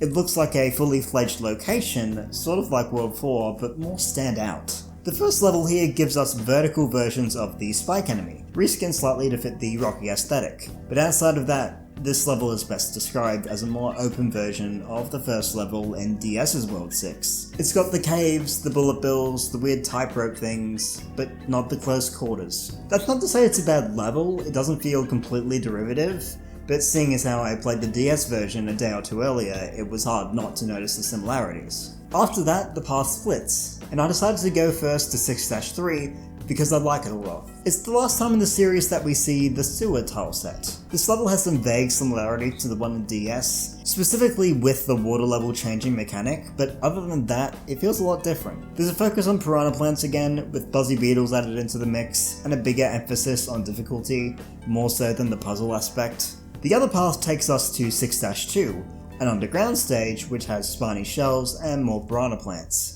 You can't escape them no matter which way you go. We also see the return of these rolling hills, but underground. A choice I'd be more excited by if they didn't hide a pipe in one of them. On a more positive note though, I really like this star coin. and how it forces you to use your ice flower at the right moment. Next on the path is 6-4, a more sky-high mountain level with Monty Moles, and Yoshi. This dinosaur will not give up. I find this level quite nice, and with the Monty Moles, it's starting to feel like this world's identity is taking shape. You know, rocks, enemies that dig, the pieces are coming from the same jigsaw. And no, I did not just give up 2 Yoshis in the same level. No matter if we go with the path with 2 levels, or the path with 1 level and a potential roadblock, we reach the tower. And I swear, this is my favourite tower so far, across both games even. Look at this fucking spike pillar. It's massive, and it goes on for so fucking long. Like the one in World 4's castle, our main sense of time and avoiding it comes from the distant audio cues. As we're close to the bottom, we only have a minimal amount of time to climb around it and progress. But the further we get in, the more time we're allowed. As we get further up, it's certain that we're getting close to the top, as the spike pillar stays around for less and less time. But then we reach the halfway point, and there's 2. I fucking love this. Put everything I just said in reverse. Now we go from a comfortable amount of time to climb to our movement being more limited the closer we get to the top, and the few options we have almost taunting us as they hide behind this obstacle. As we get to the top, it's like, holy shit, it's over, I can relax. Then there's a boss fight. We can still relax as a Koopaling. Morton, like Roy, has a shockwave ground smash, but we're safe from him on these side ledges as long as we avoid the very avoidable pillars. 6-5 is weird. That fucking fish is back, with a brand new look, which was borrowed from a 16-year-old game at the time. This level does have rising and falling water, but in total it seems a little odd for this world, like it might have been intended for World 4, but it was too difficult or something. I mostly say this because that fish appeared on the world map in World 4, but didn't actually appear in any of the levels. Anyway, here's 6-6, a level that's made of bad. This is the level. I'm playing it. See how nothing is happening? That's the stage. We have to stay on this boat, where we can only control the direction of the light. And wait, nothing happens. This level is so painfully boring, and guess what? It has a fucking secret exit, and it's near the end of the level, so you basically have to play the whole level twice. In theory, you can swim in the water underneath, but it's made difficult by fish. Fish. I decided not to play this level twice actually, and instead used a different secret exit to reach the castle. This one focuses on swinging platforms, and they're fine. I'm not in love with them honestly.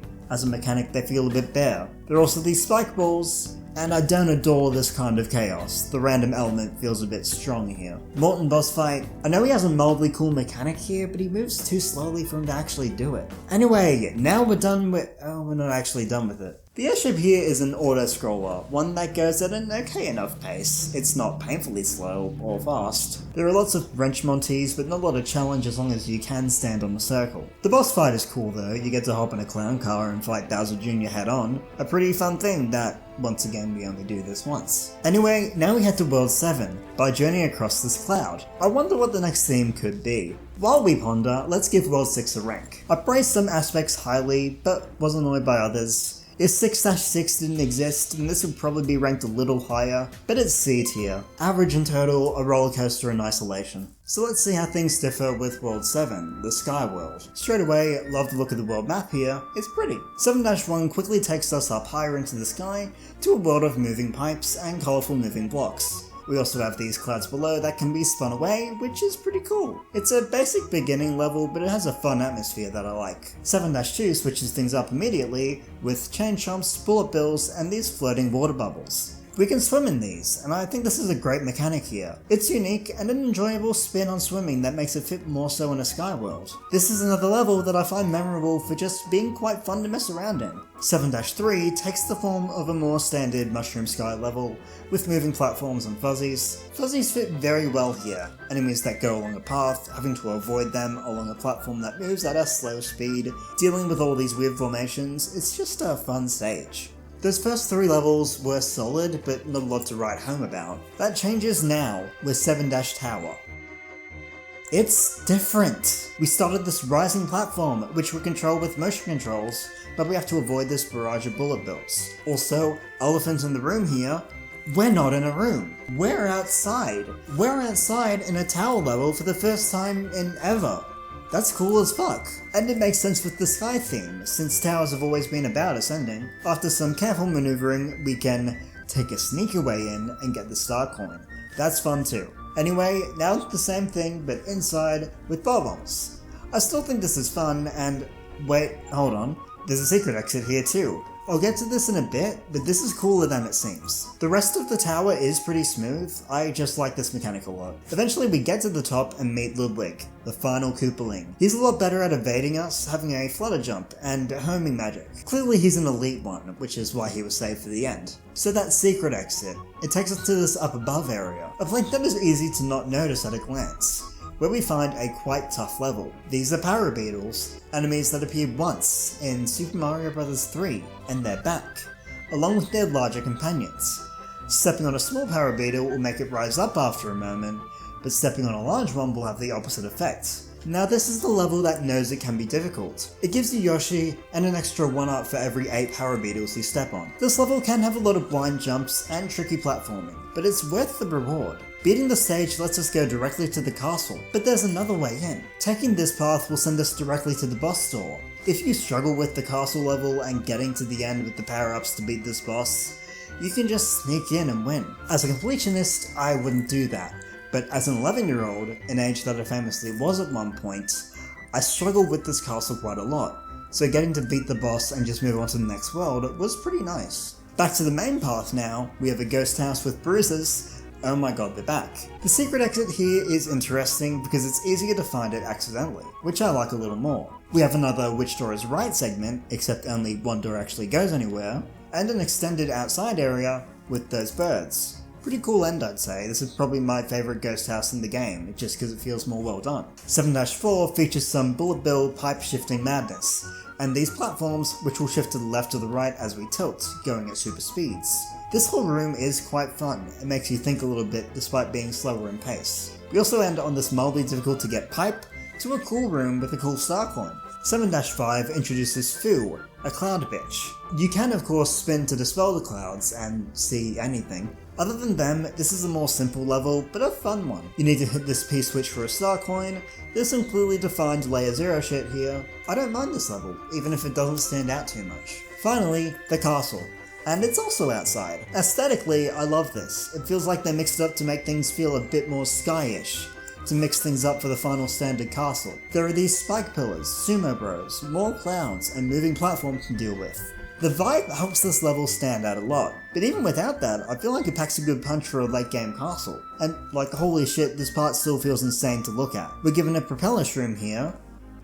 Curious. Time for the boss, which we're able to skip to. Let's find out why young me sucked at this. The fight takes place on these 3 platforms, which will rise and fall. Ludwig will fall from above, and we need to be cautious about our position in relation to everything here. What if we need to escape, or jump on him, or avoid the magic missiles? It's easier now, as a veteran of the series, but this was so much for me as a kid, and it still stands out as a great fight. One world to go now, but first, you know what time it is. Once again, this world is so good. I have to give it an S rank. There are so many small, unique things it does to stand out, and they all work so well. Well, time for the final world. The big one, World 8. The Lava World. Immediately, it's a lot more imposing than the final world of the DS game. For example, 8-1 has us immediately faced with the falling meteors from the final stage of the last game, paired with these erratic mushrooms, lava geysers, and the looming threat of toxic fog forcing us to keep up our momentum. This is a fairly brutal start to the world, it's not holding anything back and it's still the first level. 8-2 is a bit more basic, bringing us to a deeper magma area with rolling hills, spike balls, and giant Goombas. It can be a bit tricky to maneuver with the hills constantly pushing you one way or another, and some pretty cool hidden areas, one of which ends up going to a secret exit. This is well presented, I feel. You can clearly see an unreachable platform after all. 8-3 is the first to bring us something brand new. These slow-flowing lava waves, constantly staying as an obstacle throughout the level. This one is quite devious at times, forcing you to get really close to the lava for star coins, or even just in close quarters where timing is key. It's a challenging mechanic, but a fun kind of challenge. That's 3 really solid levels in a row, but once again it's time for a tower. This one has a focus on fire bars and the sliding rock slide platforms. This level is definitely the most challenging tower in the game, with a lot of tight platforming and careful timing required to get to the top. And when we do, something new happens. We get a unique boss fight with Magic Uber. He teleports around a lot, meaning you have to stay on your toes to jump on him, which is actually different than usual. This room is made up of these scrolling blocks, which will transform into different things, mostly enemies, when hit by its magic bursts. This is a cool way to bring back how Magic Koopas worked in Super Mario World, and just a pretty fun boss fight to have for the final world. After this we move on to 8-4, a water level. Now, I was critical of the water level in DS's World 8, but that was mostly because it felt out of place in difficulty. This one does not. It's a quite dark level, with a ton of difficult enemies to deal with. Spikes, bloopers, these jelly beams that serve as one of your only light sources as the level progresses. While yes, it doesn't fit thematically, I can see why it was saved for this late in the game. It really doesn't belong anywhere else. 8-5 can be a tough one. It's an auto-scroller where you're stuck on this platform that you control by tilting the remote. You move along this path, directly over lava, and there's bombs. Caution is the word of the day here. Later in the level, the bombs are replaced by birds. Those fucking birds. This is where it truly gets tough, because there are so many of them. I swear, it's a little maddening. Getting through that will lead to 8-6, and oh my god, it's this again. They brought back the vertical rising lava stage, but this time the screen doesn't wrap. You just have to handle a lot at once. That being said, you're given and pretty much required to use the propeller mushroom in this level, so it could be a lot worse. The star coins here are a little tricky though, since you don't really have second chances. I'm a little miffed that the volcano ending isn't really present here, but also probably best that they don't make an exact repeat. So we can reach the airship now, but what about that secret exit in 8-2? Where does that take us? Well, to 8-7 of course. This level is iconic. It introduces a mechanic that is only present in this level, and it's one that just stands out quite a lot. The spine coaster. It behaves like you'd expect a roller coaster to, slowing down before a drop, bones rattling, guttural screaming at every twist and turn. This level is of course quite fast paced. You have to keep a careful eye on the screen to watch out for all the obstacles in your path, so many geysers and drops down. It's an experience that no other level in the game really presents. And that's why it stands out, especially considering how many scrolling levels in this game go super slow. Next, the airship, and it really feels like a final airship. Lots of cannons, Mecha Koopas, and some cool mechanical feeling stuff with these spinning screws everywhere. It's a relatively short but full-on challenge to get through. With a final star coin, that definitely was a pain. The boss at the end though, it's Bowser Jr. of course, and this one is cool. It feels a little bit like the final boss in Super Mario World, with the clown car up above and all, and we just need to launch these bombs at the guy. Nothing too tricky as long as you avoid the fire. Finally, we have Bowser's Castle, a level that puts everything to the test. Fire bars, potaboos, lava, sinking platforms, tough star coins. I guess that's everything, that's a short list. It's over quickly though. We reach the boss fight with only 2 star coins, but get some power-ups on the way in. The boss fight is default. Yeah, okay. Let's get that peach. Let's not get that peach. Welcome to the plot twist. Now we have to run away from a supercharged giant Bowser, using his fireballs to advance. And oh, there's the star coin. I genuinely love that there is a star coin in this part.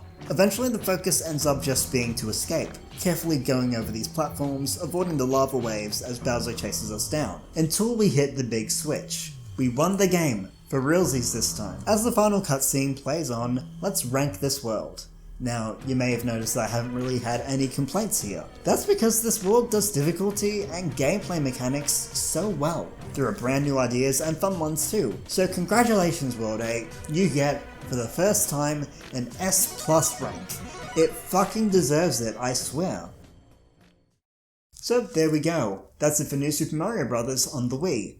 It was also a game. Now obviously you can say it was a bit derivative, but wait, what does Peach mean by a secret world? Let's fast forward.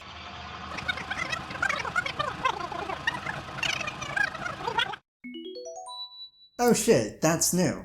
Super Bros. So World 9 has 8 levels, and they unlock once you collect every star coin in each respective world. So 9-1 unlocks when you've gotten everything in World 1. And so on. Now with this world, I'm not going to go over everything in the same way I usually would, because it's pretty different. There's no real path to follow here. Every level here has one thing in common: no midpoint flag, so you have to beat each of them in a single run. Now this has not a huge effect. A few of them feel like they wouldn't really be helped with the halfway point, because the first halves are pretty easy and it's really just the second halves that are going to be troublesome. Also, these levels aren't themed around the worlds that unlock them, so they can feel a little disconnected. 9-1 is a sky high level, one that doesn't stand out too much despite the overwhelming amount of Koopas. 9-2 features that one fish, in a beach setting for once, thank God. I will say 9-2 is a bit difficult. like it makes you try out some stuff that's less common in the game, and introduces these stretch blocks that you'll have to be careful with. This feels like a level worthy of being this late in the game. Also, it's just nice to see this fish in its natural habitat. 9-3 introduces homing bullet bills, an enemy that I've graciously nicknamed Cunt. I feel like this level can be trickier than people give it credit for, as these bills will stack up and get overwhelming. And the star coins can be tough to get, including this one which essentially forces you to go through a maze, and this race against the clock. In terms of difficult levels, people mostly focus on two specific ones, for good reason. One of these is 9-4, an auto-scroller which makes heavy use of bombs and fire piranhas. This level is getting blown up a lot, and as things progress, you'll reach these sinking platforms, and god, these still overwhelm me a bit. The bombs are fucked, especially with this last one, where to get the last star coin, you have to freeze the piranha plant, and use the ice block to go through the red pipe. I couldn't get this on camera because this level frustrated me too much. I'm not sorry. The other one is 9-7, a snowy level taking place in the jungle, with munchers, frozen coins, fire piranhas, and these goombas that activate when fire happens. The level is disintegrating under your feet, you're getting attacked from all angles. There are fire bros too, those are great! This level is the peak of difficulty in this game. Let's calm down though with a nicer one, 9-8. The last one. It's a simple auto-scroller with clouds and fuzzies. It has the makings of a just relax, it's all good type of level. Until, that. King Bills. Warned about only by the collections of coins. Stay safe, stay alert. It's not a difficult level, but it's a rush when that first happens. Two more levels to talk about, let's go to 9-5. An icy level, one we have to climb up, dealing with cooligans. This one can be tricky, yes, but I think it leans more on the kinda fun side, because it feels so different to other icy levels. Lastly, there's 9-6. It's a more forgettable one I feel, because it doesn't feel too different to what we see in World 8. The main mechanic are these platforms, bouncing up and down into the lava. It's a tough level, but admittedly it doesn't stand out as much in the same way that other stages in this world do. You could probably put this level in World 8, but you couldn't really do that with any of the others. I've been briefed with this world, admittedly, but that's because it's not a world that I feel like needs to be delved into too much. It's a difficult bonus world after all. As for my ranking, I think that putting it in A is fair. It introduces some fun new concepts, and the levels are pretty good, definitely posing a challenge overall. Good extra world here, I'd say. Okay, so now, there we go.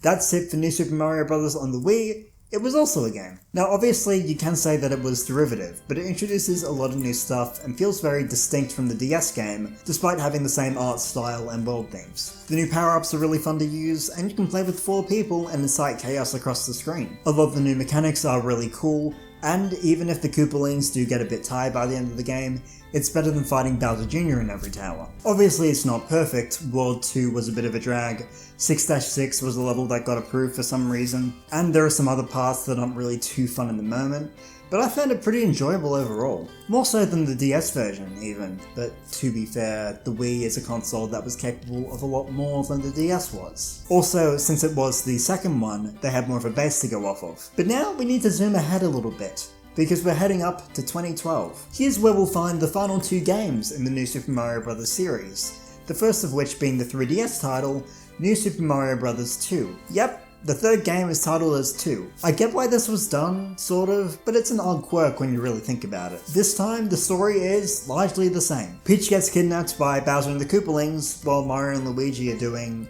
whatever you call this. Yeah, I know it's flying, but it's weird. So yes, we have the Koopalings again, but there are some small changes that are pretty interesting. The main one of these is the game's focus on coins. There's a dedicated coin counter, and a lot of new mechanics that purely focus on you, the player, getting a huge amount of coins at once. Coins are essentially the point of difference for the game, something that makes it stand out amongst the others. There's also a side mode called Coin Rush, which also focuses on getting a lot of coins. There was also some DLC for Coin Rush, but I never actually played this, so I don't have much else to say about this mode. Anyway, without further ado, let's start off our third derivative adventure. So, World 1, Grassland, you already know the deal. The first level starts off with a short segment showing off some SMB3 style block platforms, and then we have music notes on the ground. Wait, this level is actually kind of unique. There's a bit more going on here than in most first levels. You can jump around and have fun. This is a pretty good start. Similar can be said of 1-2, an underground level that lets us mess around with clusters of power blocks. And of course, the return of the Mega Mushroom. It's a very destruction-filled level, one that appeals to the part of me that loves causing chaos in video games, that part being all of me. After that we have 1-3, where 3 entire levels into the game, we're introduced to our new power-up. Sort of. The big new power-up in this game is the Super Leaf, making its return from Super Mario Bros. 3, and it functions in more or less the same way. You can twirl your tail to attack, you can fly up into the sky. Now, I think it made sense for them to not introduce it in the first level for a few reasons. For one, it's a power-up that grants flight, and they probably wanted to wait a little bit for people to be trying to fly over the levels, especially when you're already trying to solidify the coin gimmick in people's minds. Secondly, the Super Leaf had already returned to the Mario Cinematic Universe by the time this game came out. It was the main power-up of Super Mario 3D Land, which released only 8 months earlier, and had also become an item in Mario Kart 7, just a month after that. Even people who hadn't played Super Mario Bros. 3 were likely to already be familiar with it because of these other games, so it wasn't really dire to get them to try it out. Anyway, this level is of course a fun playground for the power-up, with massive trees for you to fly on top of, basically begging you to explore to your heart's content. Afterwards, we've got the first tower, which has a gimmick in these automatically moving snake blocks. They're neat, but not that neat. Oh yeah, also for the record, this gold block appears whenever we get 200,000 points. It gives many coin. Like in the original game, there's a secret exit in this first tower, and it's quite similar, but easier to reach. Now, do I think this is a problem? No, because while this exit does lead to a cannon, this is a cannon that works a lot differently to the ones in the previous games. I'll be talking about that quite a bit later though. The tower also introduces bone versions of some common enemies. I don't find them too special though. At the top we reach the boss. It's Reznor from Super Mario World. Like an exact copy, but slightly easier because it's World 1. Can you guess what the other tower's bosses are going to be like? Hint, you can. On to 1-4, it's one of those classic Sky Mushroom levels, but we're introduced to a new coin mechanic here. Gold rings that transform enemies into golden coin-giving versions of themselves, where some may act a little different, and defeating them awards you with even more coins. Now I do find it fun, but we are getting a lot of coins here. I'm already up to 20 lives and we're like halfway through World 1. This is one thing that feels a bit off with this game, because you have to be fairly bad at the game to be low on lives, because you are given so many. The game can feel very easy as a result. In fact, the life counter has 3 digits this time, it can go up to 999. In fact, each world even has a secret rainbow level, which unlocks based on the time left at the end of levels, where you can get even more coins. Let's move on to 1-5 anyway, our first underwater level. This one is fairly standard, with very little risk. The main thing going on here just being these cheap circles. This isn't a level with substance. Now before the castle, we can go down the side path, like in the DS version, for one more level. 1-A keeps the grassland theme, but has a high amount of pipes everywhere, and these pinball gates from the sewer level in the first game. This is another case of the level designers really making a level feel special. I mean, think about it. We've never seen a World 1 level like this before. Pipes really work well for making a world level, and this is one of the levels I remember best when going back into the game, which I'd say is a pretty good sign of a cool level. Finally, the castle, a level with a lot of ropes to swing from, and thwomps. It's nothing we haven't seen before, really, like it ends up seeming kinda standard. At the end we have Roy, who will charge towards us. A little different, but then the main gimmick is that the walls close in a little bit at a time, which affects not much. I'm not surprised by an underwhelming Koopaling fight, but I feel like they could have been a bit more creative here. So that's all of World 1, and this may be a little bit surprising, but for the ranking, I'm gonna be giving it a B tier. The highs were a lot higher than I expected of a first world, and the lows were basically just it's underwhelming, which you kind of expect in first worlds anyway. So let's see if World 2 can keep up the impressiveness here. It's a desert-themed world, which have been a bit variable in the past. 2-1 introduces the mechanic of brick blocks moving around on hinges, but more important than that, we're introduced to a brand new power-up, the Golden Flower. This power-up infuses us with the power of Midas, allowing us to shoot balls of golden energy, which will damage enemies, turn bricks into gold, and most of all, look really cool. It's a gimmick power-up that fits the game really well, so I have to give it props for that. 2-2 brings us into a brand new type of environment. High in the sky, we're on top of these huge totem poles, and they feel relatively desert-ish still. Honestly, this far into the series, it's kinda nice to see something brand new.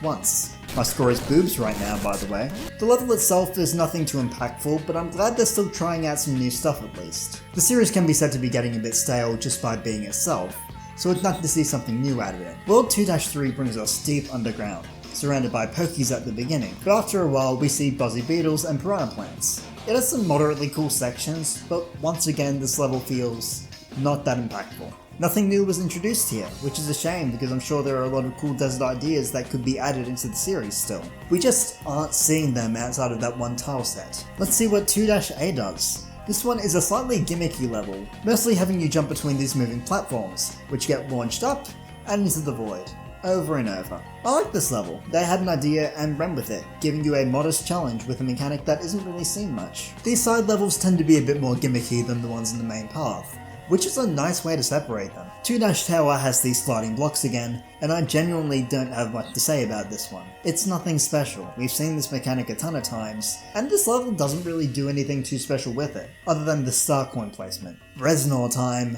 This is an easy boss, why was it brought back? Next up, a ghost house already? This feels early. In fact, it's the only second world ghost house in the new series. Now one thing I will note, Layer Zero was a huge thing in the Wii game, but it did not make a return for New Super Mario Bros. 2. That means that the ghost houses in this game cannot just rely on that mechanic to be tricky. Thank fuck, I mean seriously. The start of the level is standard again, but in the second room, we meet our gimmick, Behemoth. He takes up a decent portion of the screen and scrolls the level along at a decent pace if we aren't looking at him. But when we do look at him, we'll stop, but intermittently lurch forward a bit. I did not enjoy this segment. I think my main problem here is that the platforming in this section is already a bit odd. Odd for a scrolling segment that goes at a decent pace at least. A key part of platforming in a game like this is moving back and forth. You might run up a little, then turn back to adjust a bit. And having the scrolling constantly stopping and starting because of this, I found it more annoying than anything else. Secret exit here feels a bit odd as well. Like, no, okay, legit, who would be doing that? Maybe I'll like it better next time. Anyway, that level is done. Let's go to 2-4, a pyramid-ish level full of Goombas and fire snakes. I can't say I found this one to be that good, it just felt like things were happening without much rhyme or reason. I know that sounds weird, but this is not a level I found engaging. Let's check out 2-5 anyway, a level with chain chomps and quicksand. It's a bit like 2-5 from the DS game, with those big walkthrough blocks, enemies that you have to carefully jump around, and a boomerang bro near the end. That's not to say it feels like a copy, but it didn't feel too new to me. Let's try out 2-B, a level with bombs raining from the sky. I've enjoyed bomb levels before, and this is no exception. Getting the blow up stuff to get to the star coins, avoiding the dangers all around. I just like when the mechanics come together like this. Lastly, the castle. You have to get this platform to the end, but it only moves when you stood on it. I don't mind this too much. It gives you a bit of a challenge and makes it difficult to backtrack. It feels like they set up the stage better for this than they did with the Behemoth. Nothing too crazy, but some decent obstacles to watch out for. Then, we're fighting Iggy, and his Chompers back. I praised this fight in the last game, because it was unique and actually gave the player a cool challenge. But it doesn't anymore. The area is far too open for it to feel threatening. As in, there are plenty of spots where you're not in much danger. The Chomp is small too, and when you jump on Iggy, what, he just fucking runs away off screen? With no chase. Why did they do this? They massacred my boy. Okay, that's enough being dramatic. I've got to rank this world. I have not been kind to this world, because I think it has problems. There are plenty of pros and cons, but they don't balance out completely. As such, it's getting a D ranking. Sorry bud. Let's hope things look up now that we're entering World 3. A world that starts off with a beach theme, but then transitions to a jungle theme. We haven't seen a hybrid themed world before, so let's see how it plays out. 3-1 is a fairly standard start to the beach theme, with jumping Cheep Cheeps making their return. It's a normal enough level, with some piranhas to mix things up, and this cool coin-based bonus room that I found quite nice. 3-2 has us going back underwater, and oh my god, the urchins are back, I'm so glad. Now the water's going to be a bit more active. I genuinely think the urchins are one of the best additions to the new series, because they work in basically any water level, and they're not just Cheep Cheeps like most of the other water enemies are, other than the one appearance per game crowd. We also get introduced to tiny urchins, which are a cool addition for the sake of interesting swimming path making. You may need to dodge and weave a bit if they're in your path. 3-3 takes us into the jungle, faced with climbable spider webs which vanish after we jump away. And also scuttlebugs have returned, and they look a lot better now. I know that just because of the graphics, but they feel a bit more like Mario enemies to me now. This level has some cool inside tree segments, which are a good kind of different. Great start to the theme here. Alternatively, we have 3-A, another underwater level, and another gimmicky one. This time we're fighting against water currents. meaning that we have to act fast, deal with what's ahead of us quickly. We can't just waffle around here or anything. It's a quick level as a result, but I feel like the gimmick works pretty well and ends up making the level strong. 3-Tower is underwater, and it auto-scrolls. My favourite. It's a slow level, one where I don't feel like you're going to be in much danger as long as you're keeping a decent pace. It's relatively short, but it doesn't feel like that. Trent Reznor. It's not even a hard fight. Why? There's also a secret exit here, which I find, that leads to a cannon. Once again, we'll talk about those later. 3-4 brings us wigglers, and these crate platforms that you can't stand on for too long, or else they'll sink down. In the second half, the acid will rise and fall, something we haven't actually seen before with a liquid other than water. It adds a little extra difficulty, and also means that the last 2 star coins and secret exit are a little bit harder to reach. That secret exit will lead up to 3-B, a level that challenges you to use the mini mushroom to the best of its abilities. The power-up is required for the level, as it involves walking on water and precise platforming with a scrolling view. I also like that you get 2 options here, an easier route or a harder route. But the harder route is the only one with the star coins on it. Neat concept and all. The main path, on the other hand, takes us to the Ghost House, which has the gimmick of ghosts moving around these platforms, but sometimes they'll shake around to mess with you. They're a fun enough idea, but once again, it's kind of a meh house in total. Not much challenge because the platforms don't pose much risk. It's like, okay enough. Next up is 3-5, a water level with bloopers, and it's fairly vertical. I'm getting flashbacks. The main gimmick here is the presence of these rolling boulders, which don't appear too much really. It's another low impact level for me, because it's short again, and there isn't really that much substance. Lastly, the castle, with buzzsaws returning from Super Mario World, one of my favourite returning mechanics. I found them quite cool in Mario World, and they're still cool here. Once again, a quick level, so let's talk about the boss. It's similar to the one in the Wii version, but with fish. Yay? Listen, this gimmick was mediocre in Wii, and it's mediocre now. That's the world. Really, that's it? It's weird that for a world with 10 levels in it, it didn't really feel like it had a lot of substance to it. I'm gonna have to give it a C ranking because despite some really nice moments, there were just a lot of points where I wasn't that engaged. In fact, I'm pretty sure this is the shortest write-up I've done so far. Let's move on to World 4 now, the Snowy World. At a glance, it looks more or less like we'd expect. Let's see how this world shapes up when we head into 4-1. The first stage has the main gimmick of these rolling spiked ice balls, which are essentially the same as any other rolling spike ball, but I guess they look a little more icy. I say I guess because this is the first time we're seeing them in the game, so we have no reference point. Even playing this level, I assumed they were just meant to be the normal kind of spike ball. We're given a golden flower to incite chaos across the land, but honestly, this was a weak first level. It didn't really feel super snowy to me. Next we have the Ghost House, really getting it out of the way early I suppose. The first room is just an introduction, but when we go through the doors, we have yet another mechanic that is essentially an auto-scroller, but with the same energy as the snake blocks and how they'll shift back and forth at seemingly random rates. These blue balls are tricky, but manageable if you're working fast enough. Just don't get crushed. The secret exit is another one that has a very small window of availability, but unlike the one in World 2, you can see it. The secret exit leads to 4-B. Yes, we're skipping A for right now. The level contains moving amps and slippery ice. This is the first time we see the amps moving around, and combining that with ice, I've talked about ice movement enough by this point in the video, but it's cool to see the amps brought into the mix here. After beating that level, we can skip to the castle, but let's go to 4-A next, because I finally figured out where it was. It's another sky mushroom level with a mechanic brought into the limelight that usually only appears for a few moments in levels like this. The stage is split in half, with the top half above a one-way platform. Goombas are able to bounce up from below, and if you get down there, you need to be careful in order to stay down there, due to the bouncing. Also, the segment with the mini mushroom is really cool, a fun way to get a star coin. 4-2 is Koopa-centric and not really snowy outside of the general look. I know that's a weird piece of criticism, but the level itself feels too bland to really fit in here. Like, it needs something. A mechanic or point of difference to actually feel like it belongs in this world. It's also only moderately difficult, so it could have been a beach level. 4-Tower. A snowy tower. Any guesses? Whoa! An icy platform that's rising. It's so brand new and yeah, there's not a lot happening here. Like even in terms of enemies, you did get some piranha plants, buzzy beetles, not a lot of interesting stuff. At least that's the first half. And the second half, that was it. This isn't the weakest version of this rising platform thing, by a long shot. There aren't even any spike balls to spice things up in this one, it's just kinda boring. Reznor does end up getting an upgrade here, which is balanced I guess. There's 2 of them now, and very little ground to work with. That being said, still not hard. Also, secret exit again. 4-3 next, and it's quite icy, with a similar slope sliding vibe to that level from the DS game, and a lot of piranha plants.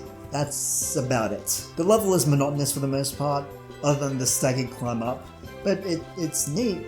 I guess it's neat, yeah. These levels are starting to give me nothing, please help. Let's go to 4-C next. An underground level featuring fuzzies, and those power blocks again. While it's not icy per se, it's a fun stage. Obliterating fuzzies is a ton of fun, and there are some pretty neat concepts at play here, specifically in the different ways they combine the moving platforms and fuzzies. We haven't seen much quite like this before. 4-4 next, a snowy looking mushroom level with swaying shrooms and those seesaw platforms. Once again, there's just nothing special enough here to really mention. It's a level that gives not much, so I can't really give it much in return. 4-5 breaks the mold a little bit, with an underwater level in an ice world. Whoa. The Cheap Chomp is a major player in this one, an enemy that we don't see take up the spotlight often, though I do wish it was a little tougher to beat, because with the fireball, it goes down way too fast. Honestly, this level does do quite well with bringing that fish into the forefront despite that, especially with this winding section near the end, with hidden blocks that are bound to mess up your flow. Finally, the castle, which brings us the actual spike balls this time, and firebars. I love the star coin here, and this ending rush. However, I am moderately bothered by this castle not being that icy. That was a fun feature in the castle we saw in the first 2 Snow Worlds, but it's absent here. It's a bold shame because I feel like it probably could have tied in well with the whole mechanics at play. The boss fight has some Donkey Kong inspiration, to an extent. Having to climb up while avoiding spike balls, they're like, you can just camp at the top, like, very easily. Okay, enough complaining, let's rank this bad boy. And bad is kind of right, because I felt let down by this world in a lot of ways. So I feel like it's most deserving of a D rank. Sorry, that's what happens when you roll the ice. I'm so fucking stupid. Time for the Sky World, the long-awaited Sky World. It looks pretty much like a Sky World should look. Let's get into the first stage. Straight away, it's lively. Spinning block formations, the long-awaited return of these tight ropes, just overall a pretty fun vibe to start the world with. Once again, it's a quick level, we're getting a lot of those at the moment. There's a secret exit here, one that actually poses a bit of a challenge too, and eventually we'll see that there's a decent reason why. 5-2 brings back the Lakitu, and gives us plenty of fun stuff to do after we steal his cloud. Look at all the coins and stuff up there. Also secrets, cool secrets to find. This is probably the best Lakitu stage we've encountered so far. It just feels pretty fresh and gives you space to mess around with in the sky. And while we did see that in earlier ones, we had a bit of a roadblock, in the Lakitu being, as Gandhi once said, a little bitch. 5-3 has a bit of a different style to what we've seen before in these sky levels, with a lot of island hopping and heavy use of those pipe cannons, something we mostly see in towers. This is another level that can seem a tad lacking in substance, but it does have enough fun throughout to the point where it doesn't matter as much. So that secret exit from earlier, I may as well cover it now. It leads to a ghost house. Yep, a secret ghost house, and it's kinda good. For one, the main mechanic isn't ooh, the ground moves automatically, keep going this time. Instead, it's these swinging possessed clusters of brown bricks, and specifically how you can jump around them to get moderately hidden areas. Not completely hidden, but out of view. The stage has a good amount of fun tucked away in it and isn't overly cryptic. Mostly. The secret exit here, it's tough to get, but once again, there's a good reason for that. There's a tiny hole in the ceiling, one that you can fly to or line to. And getting to the end past its door will send you to a very special level. Welcome to 5-A, the gimmick level where the gimmick is coins. I haven't talked a whole lot about the whole getting coins feels enjoyable because the number goes up and that makes happy thing, but that's probably the best way I can explain it. The level gives you a ton of coins if you're doing things right, and it's well themed too, with this golden airship taking us along. I got over 800 coins here on this run through, and you can play it as many times as you want. Oh, what fun it was. 5-tower time, and we've got rising lava, a mechanic I've always enjoyed, and more climbable fences, except this time they rise as well, rotating and changing shape slightly as the level progresses, bringing a slightly new challenge to the familiar trope of escaping the rising lava. For lack of better terms, this level is just quite cool, a new twist on a known mechanic, paired with an already great concept. Reznor is easier than it was last time. Come on. Let's visit 5-4, a level that brings back the rising and sinking mushrooms from the DS level titled 5-4. Interesting. This iteration does not feel as good though. The mushrooms are a fair bit bigger now. they don't make a neat noise, and the tension is gone because they just ended up with a considerably easier level. It doesn't even scroll, so yeah, that one is a slight miss. 5-5 is here for redemption though, and we've got snake block sliders and bullet bills. It's a nothing burger of a level though, or maybe I just got through it too quickly to really feel like there was that much going on. Either way, was not a big fan. 5-6 takes us down to the Rocky Mountain tops. That's right, this world theme is back for one level only. Yahoo! I feel like this level does a good job though. Thematically, it's like you're going down from the sky, you meet a ton of piranha plants, and mess around with some mechanisms over certain doom. It's a good mountain level, but I'm glad it's the only one. Finally, the castle introduces these flip fences. When you hit them, they flip to the other side of their path. This mechanic is simple but effective. It gives the player a little challenge, but nothing too over the top. Pretty engaging, I'd say, and if you're not careful, pretty damning. Like, I've fucked up a few times here. For the boss fight, we use this pipe cannon to shoot up, a very quick way to teach us the main mechanic for the boss fight. And then we fight Ludwig. Once again, he's trying to stay out of reach, and we have to knock him off his high horse, ropes, to get him. Once that's done, World 5 is all finished, which means it's time to rank it. This was the most fun world so far, maybe because it came after some okay-ish ones, but it was great. I'm giving it A. Not S, just A. Not a lot of standout worlds so far. I really do hope that changes soon. That's not foreshadowing, by the way, I just legitimately felt a bit nervous at this point. We've reached World 6, the big Bowser world. It feels a little early, but there's a reason for that. Let's head straight into 6-1, level that once again brings back the falling meteors. We see it combined with the power block mechanic here, a change that has no real effect. But then at the end, we see something new. The final part of the level is made up of blocks that the meteors are capable of destroying, and this part of the level is slowly being generated ahead of us. So we can't just rush ahead to the end. We have to go slightly slow and avoid the horrors from above. Next up is a ghost house, and this is probably the best one in the game. Its main room is a bit puzzling, as there are two versions of it, one with big boos and one with small boos. We switch between them using doors scattered around, with some leading to completely different areas as well. And the puzzle is just figuring out your way around this place. They get a little tricksy here, with these switches being hidden from our view by the boos. I found it a lot more fun than most of the ghost houses we've seen across all three games so far. It reminds me of the ones in Super Mario World. 6-A, a gimmicky level, features rising lava, but in a mostly horizontal stage. We're climbing up, but mostly just running along. It doesn't hit in the same way as earlier rising lava stages, which is a shame. There's less tension. 6-2, however, introduces something brand new. Sort of. It's this dry bone style lava ride, one that just sort of goes along. Enemies can land on it, but they don't affect it that much.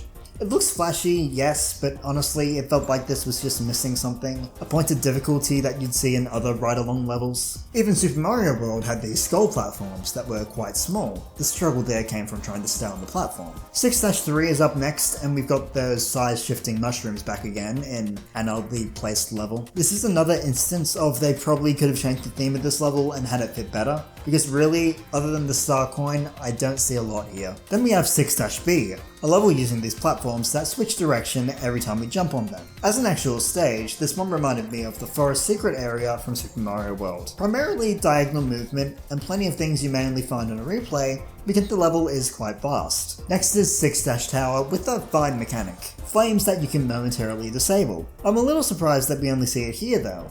Flames are a common obstacle, and the stage introduces some cool ideas with this concept. For example, hiding this pipe behind a flame, so you have to actually disable it to get in. Lastly, Reznor, now on a big Ferris wheel. This still isn't really difficult. However, I did make a mistake here, one that made me shout cocksucker. Next is 6-4, a spooky level, bringing back those ghost platforms. I assume this is mostly here to reference the creepy stages in the DS version's final world, though with the background and tile set being much more purple this time, I don't think it matches as well as it did back then. 6-5 is a fun level. They made it really feel like you're approaching Bowser's castle. With spike balls and Bowser heads thrown about, it almost feels like Bowser has trapped the area outside of his domain in a last-ditch attempt to stop you. Something we really don't see in the other titles. Yes, that's me applying lore into this level, but it feels like that was sort of the intention. It is Bowser after all. That brings us to Bowser's Castle, a level that starts out incredibly fiery, a bit like the Wii one, but without the fire bars, instead opting for the flames. Afterwards we get a short snake block staircase, and then the main new mechanic here. The Koopalings are in the background, ready to stun you. Every so often, they'll prepare an attack, and if you're not in front of a wall when they make this giant flash effect, you'll turn into a statue for a few moments until you can free yourself. With these conveyors around, safe to say you want to be careful here. I like this, it's a fun idea that we haven't seen before, and feels fitting since of course the Koopalings are going to try and stop Mario again. Anyway, let's fight the Bow Wow. Everything starts off normal, like the other versions. Bowser, walkway, fire, switch. But that can't be all, right? Yeah, of course it's not. There goes Peach. Climbing up takes us to the real fight. The Koopalings use their magic to revive Bowser and make him huge. Again. But this time, he's in the background, trying to smack us down. As we use these rising platforms to ascend, we'll either aim for the left, right, or middle of the screen, swiping everything in his path. This fight looks amazing with the 3D effect, by the way. It's a fun spin on escaping Bowser, with him just trying to thwart us as opposed to chasing us down. After each section, he breathes some fire, and after 3 sections, we win. We hit the switch, and we beat the guy. There we go, that's the main story, which means it's time to rank this last world. I feel like a B is most fitting. It has some nice ideas, some fun segments, but also felt a bit meh at points. Still fun, obviously, but not a peak for me. So, does this game only have 6 worlds? No. It's time to finally explain the canons in this game. There are only a few, and they're blue. Unlike the ones in the previous games, they don't lead to future worlds in the usual sense. Going into the World 1 canon will take us across this fast running stage. It's a pretty fun one, mind you, and once you get to the end, you end up in a brand new world. World Mushroom. What you could consider to be sort of a bonus world. It's an alternative to World 2, like how in the DS game you could either go to World 3 or 4 if you were able to beat the challenge. Immediately we see a lack of theming here, the background is all just pretty and pink. That's because the bonus worlds are just like that. Like World 9 in the Wii version, they're a collection of levels with any theme really. The first level, for instance, is a sky themed level, mostly composed of these colored blocks. This is a pretty fun first stage here, and the fact that it doesn't feel too tied to any one world theme is a good omen for how this world is going to work. We get a somewhat tricky secret exit here too, but before we go down that route, let's look at the second level. It's underwater, with urchins rolling around, and some moving rocks. Yeah, and auto-scrolling. It's a moderately boring level in my opinion, not quite enough going on to justify itself. After that is a ghost house, which is littered with switches, giving you a bit of a puzzle in that you have to figure out which ones do what, and then which combination to hit in order to escape the room. So here you need a door and a platform for the door, but the other switches aren't helpful towards this. The last room also involves finding the right combination of switches to go through one of these paths. But if you choose the wrong one, then you can't get the secret exit. Anyway, that secret exit from earlier leads to Mushroom-A, an icy level with spike balls where we have to climb. It sort of feels like a Frozen Tower level, but with no boss. We actually don't see tower levels in these bonus worlds, so I'm celebrating, no Reznor. That being said, this level is kind of more of the same with the spike balls. Let's have a look at the other secret exit from the ghost house. It sends us to Mushroom B, an auto-scrolling vertical level, one with a ton of vines and mushrooms to climb up. I get a mild Super Mario World vibe from this stage, as a few of its vertical levels felt a bit like this. It's a fun stage, fitting the sky vibe well, and going ham with its gimmick in a good way. That level actually leads to a cannon that will take us to the next world I'll be talking about, meaning that you can skip World 3 entirely from here, instead of having to beat this world, then head to World 3. The third main level here is a golden underground stage, which auto-scrolls. That's 3 times now. This stage is nicer though, there's a coin focus, as well as a ton of donut and power blocks for us to mess with, and ending with a really sick Mega Mushroom segment, and wait, hold on. I genuinely only noticed this playing this level, but what's the point of the Mega Mushroom here? You get the thrill of trouncing through the stage, causing destruction, but you don't get 1-ups at the end of it. That was the best part of it in the DS game. You get rewarded for how much you destroy, but that's not the case here. It just feels wrong, sort of incomplete. We end with the castle, and it's one that utilizes the spike balls in a fun new way. The ground behind you is being destroyed by a giant ball, and you've got to run away from it. We've seen stages with this kind of setup before, and this one really keeps the tension high, with the ball being big, imposing, and loud if you're getting too close to it. At the end, we see Larry Cooper, who fires a magic burst that bounces off the walls like the old DVD logo. This fight is still easy of course, but I like the minor change made here. Now we're done with this world, so it's everyone's favourite time, ranking time. I feel like this one is a C. Some cool levels, some misses, it sort of evens out. Maybe if it was a little bit longer, it would be able to redeem itself a little more, but oh well. Now I know what you're thinking. If World Mushroom was so great, why is there no World Mushroom 2? Well, there was with that underwater stage. But regardless of that, we've got another bonus world to check out. World Flower. It's all pretty and green here this time, and you can reach it through World Mushrooms Cannon or World 3's Cannon. Let's check out the first level, a sunset mountain looking level, but this one is made up entirely of pipes and snake blocks. The vibes here are immaculate, and having a level based around a specific type of platform, like the first level in World Mushroom, is a fun idea.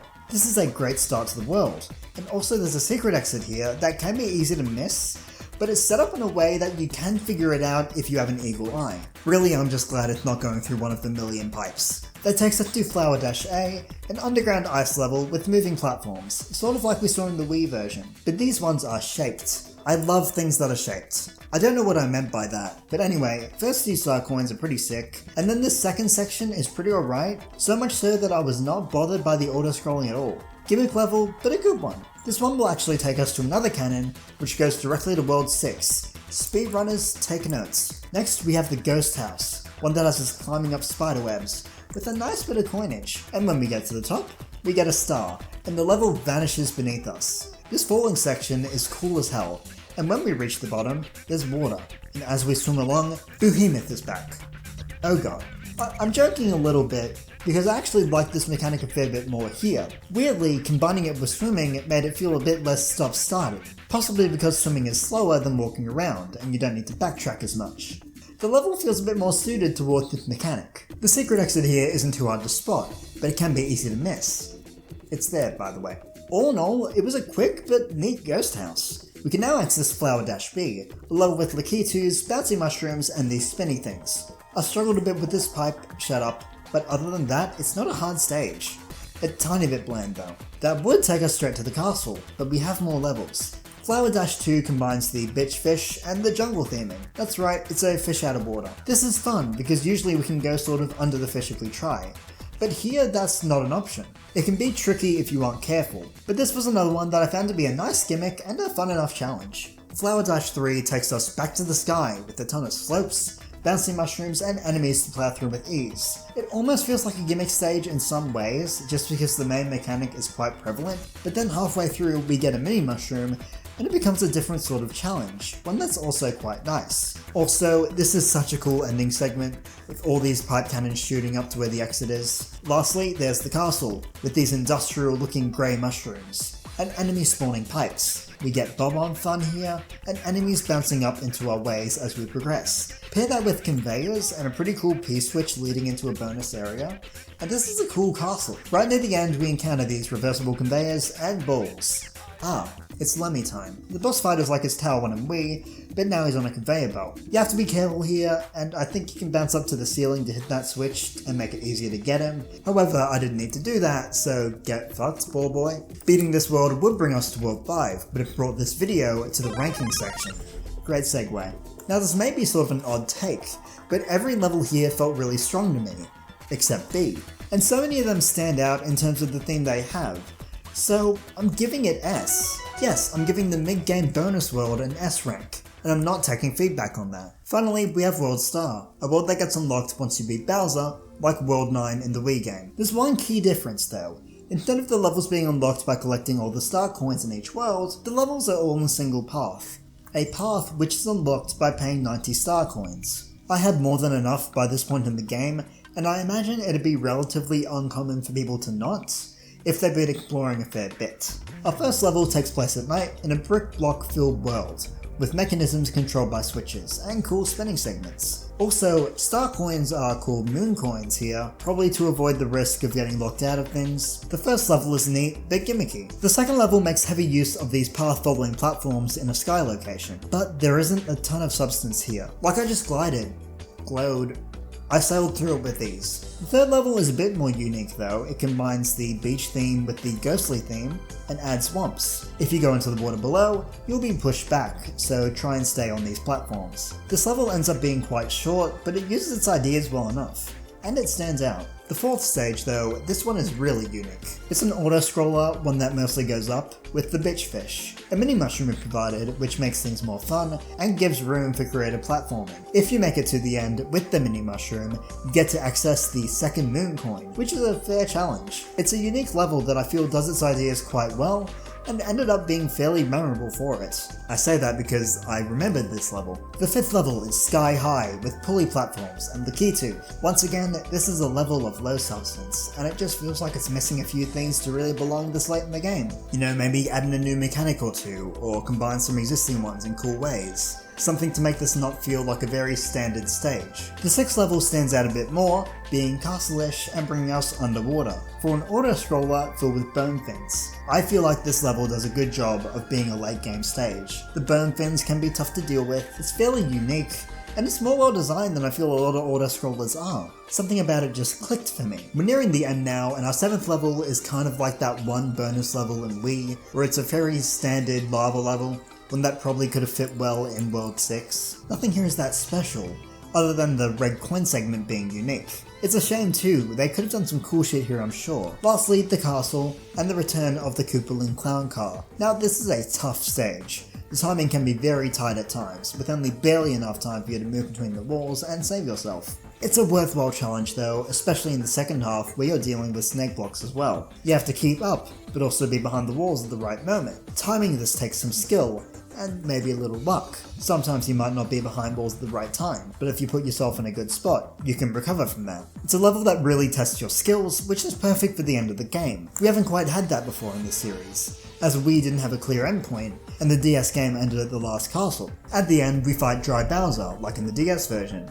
He's a bit more difficult than Bowser, but fought the same way. Of course, there is also the second half of the fight, which is being ramped up quite a bit, making you do the fight all over again, but with extra difficulty. Big Dry Bowser is faster, more vicious, but he can be beaten. And once you do, you won the game. Again, you beat the hardest challenge in the base game, and you can relax. And now, I can rank this world. Like I said of a previous world, this one had some tops and some flops, so I can really only give it a B ranking at the end of the day. That's still pretty good, mind you, it just could have been a bit stronger. And that's the end of New Super Mario Bros. 2.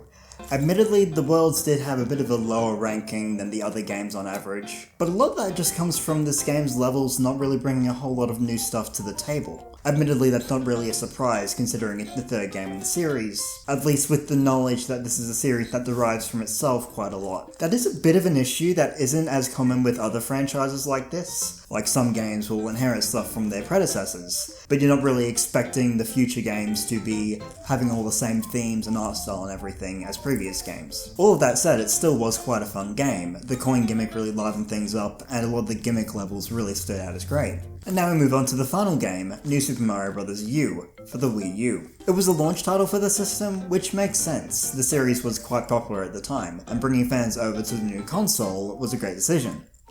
Well, it should have been a great decision. Despite good reviews, some new introduced features, for instance Challenge Mode, which is complete hell by the way, and of course multiplayer, the game did not sell too well. And the culprit was just the fact that it was on the Wii U. The Wii U was not well received, with some casual audiences not really getting that it was a new console, as opposed to a Wii add-on. And the game selection in general did not bring a lot of sales. Around 13.5 million Wii U's were sold in total, and less than half of the people who bought those bought Mario U. The DLC, New Super Luigi U, didn't help much.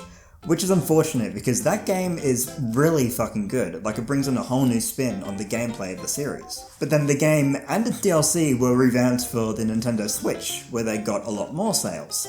Funny what having an actual player base will do. Regardless, back in 2013, I was one of the less than 6 million people to get the game, which has a slight new spin on the normal formula. You see, instead of us starting at Peach's castle, going to Bowser to save Peach, Peach is held captive at her own castle, which Bowser has transformed into Bowser's domain, and we have to journey through worlds to get back there. Also, instead of each world being separated, it's all one big world map, like in Super Mario World. See, they're innovating a bit. The world themes are basically in the same order though. Yay. Anyway, let's get into the game and see what's new in U.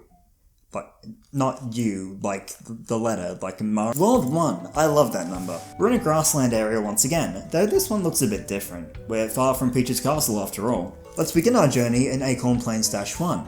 Yes, the worlds actually have titles now.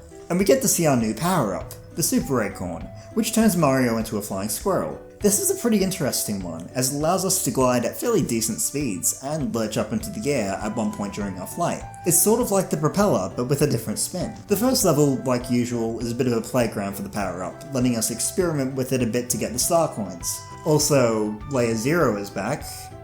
Everyone clap. I will be getting mad about Layer 0 much later, by the way, like I have a rant scheduled and everything. This first level is pretty simple though. The next stage has us going underground, like usual, to an area with a ton of pretty crystal blocks, ones which shift around as we get close. This is a slight adjustment on the few crystals which we saw in the Wii game. It is, of course, a standard underground level other than this though. There's even a secret exit.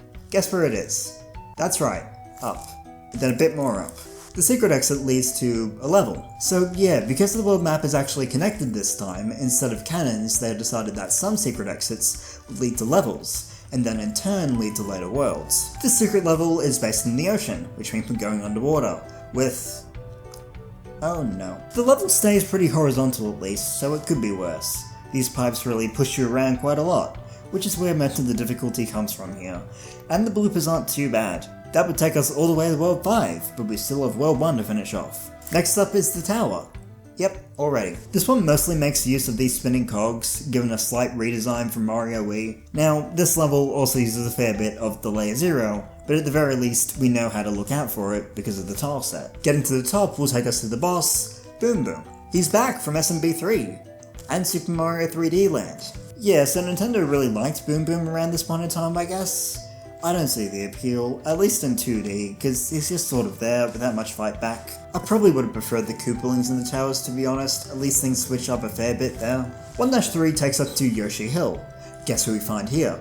That's right, Green Jeff. Like 1-3 in the Wii game, this mostly just introduces us to Yoshi again, but with Monty Moles, a mildly chaotic enemy. Fun to pair with the dinosaur. It's a level. Again, there just isn't as much to add at the start of the game, because we're being reintroduced to everything that we're familiar with already. 1-5 is one of the next two options, which heavily features chomping piranha plants, which we're encouraged to destroy with fire. There are so many fire flowers available in this level, and basically every collectible depends on us using it over and over. I kinda like this focus. We haven't seen a ton of levels where using the fire flower takes this kind of role. Over to 1-4, we can pick up a baby Yoshi on the map, which we can use to our advantage in this mushroomy level. Using this Yoshi to fly up is important for this level, we need it for the star coins, and just most of the platforming really. They're decent as a power-up, but we really don't have any reason to use this outside of this level. That's especially true when we reach the castle, where Yoshis are banned. This is a level with swinging platforms and focuses on having us use the acorn to glide past. Once again, we've seen stuff like this already. Swinging platforms and flying over lava, it's not that new, but it's possible. Once we get to the end, we have to run up to a cannon and shoot up to the airship to fight Lemmy, who now throws bombs instead of balls. A small twist, but this is the first castle, so it's not a hard fight. It seems like that's it for the first world. Short, but sweet? Well, not quite. I have to give this one a C tier. The levels were serviceable, with some small new concepts thrown in, but none of them really stood out too much. You probably could have guessed this would be the case though, it's a first world. Time for the second world, Layer Cake Desert. You may be wondering why it's layer cake. Well, every world here is named after some type of food, sort of like Super Mario World did. It's a nice little reference. And there is actually a layer cake here, so props. Our first level introduces these slightly odd new platforms called Stone Eyes. They look like Moe-Eyes, and show up a lot for some reason. They look a little cool, but I don't really get them being a main feature in this world, because yeah, they show up more than this. This level also brings back the Sand Geysers, for a short amount of time. Yeah, like I said, I just don't really get the Stone Eye thing. 2-2 takes us underground for a Pokey-filled level, with a ton of Sand Geysers, and these cool upside-down Pokies. At one point we go deep underground, surrounded by Pokies and Swoopers. Also, we can get Yoshi here. This level feels fun to me. It's an underground desert level that works kinda well. 2-3 is not that. It's similar to 2-3 in the Wii game, but now we have these glowing baby Yoshis which light up the whole stage, and some tilting platforms. But this level feels a bit less interesting than the last version of it. Next we have the tower, which has us using screw platforms to shift the stone slabs across the tower. It's a fun mechanic, one that we've seen a bit before, but once again, there's not a lot of new stuff happening here. I'm like a broken record, I know, but I want to be able to point out interesting things about these levels. And at the moment, we're not getting a lot of that. Anyway, Boom Boom, except now he has a big jump. I will admit, he changes more than Bowser Jr., I just don't really like him that much. After this wacky grid segment, we get to the next intersection. Let's go to 2-4, a level that brings back spikes and has a fairly unique look to it. It's like a desert ruin area with sand geysers and some not too bad Layer Zero stuff. We also have this fun mini mushroom segment where, like in some other stages, we have to stay close to the ground. We also have this secret exit.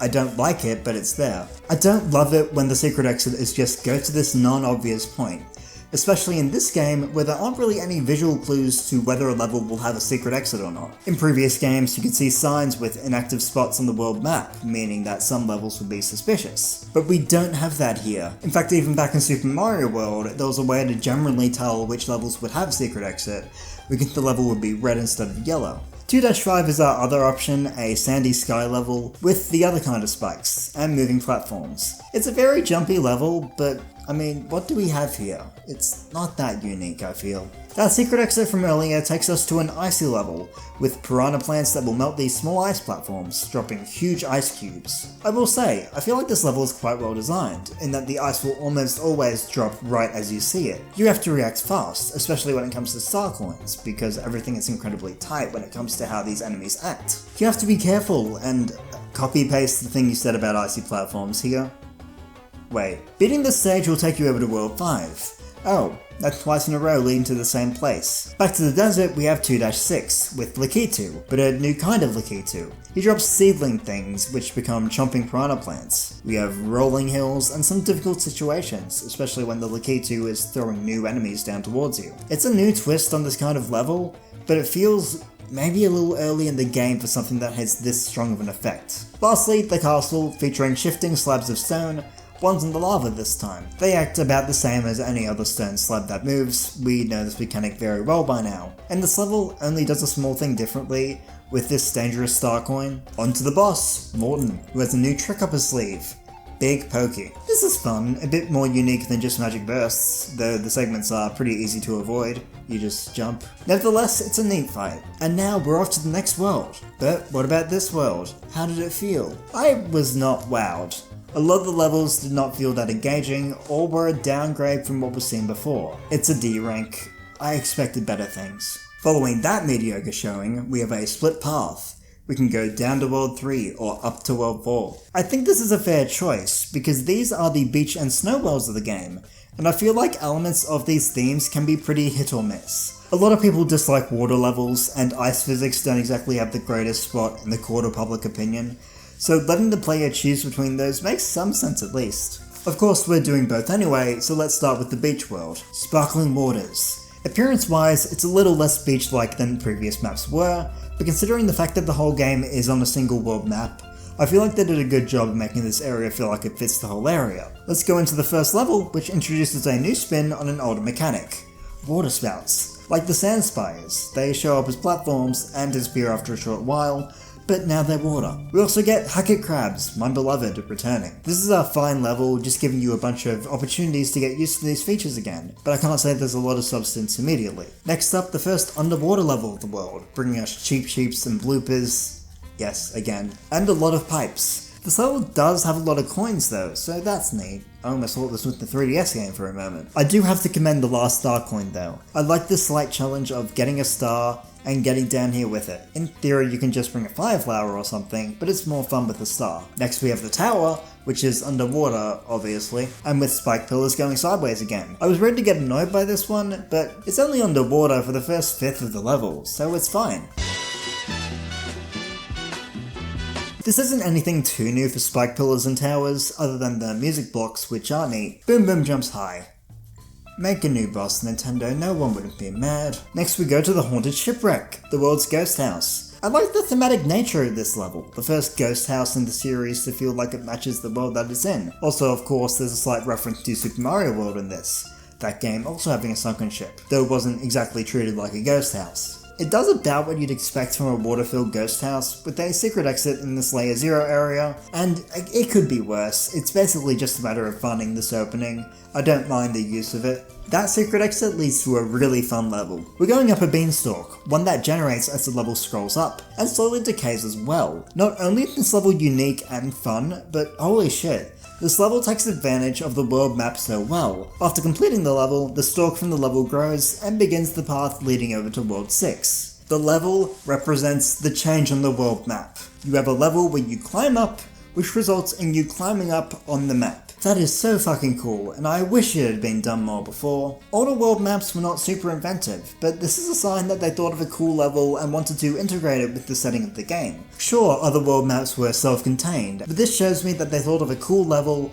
and they decided to really implement it into the game and the world map itself. That's cool as shit. Next up, a sky-high beach level, one that keeps the general beach aesthetic they have, but up high, with jumping Cheep Cheeps and Yoshi, and some more water spouts. It's a unique enough level, but I don't love it. Once again, I can't handle these fish, but the end of the level is moderately cool, with these massive water spouts coming up, but they don't look appealing stretched this way, I feel. There's also this urchin heavy level, using water spouts to push the huge ones into our way. The mechanics here are really fun to see, leading to this level being an enjoyable one. For me at least. Right before the castle, we have an underwater level again, with a pretty lame mechanic. There's this dragon eel trying to chase you down. Its movement is limited, meaning that it will likely just end up circling around you if you evade it well, but this level is not engaging. The mechanic makes it tedious, as opposed to challenging, so I don't have a good opinion on it. I respect them trying something new underwater, but I didn't feel like it worked. Lastly, the castle, where we find some water and torpedoed heads.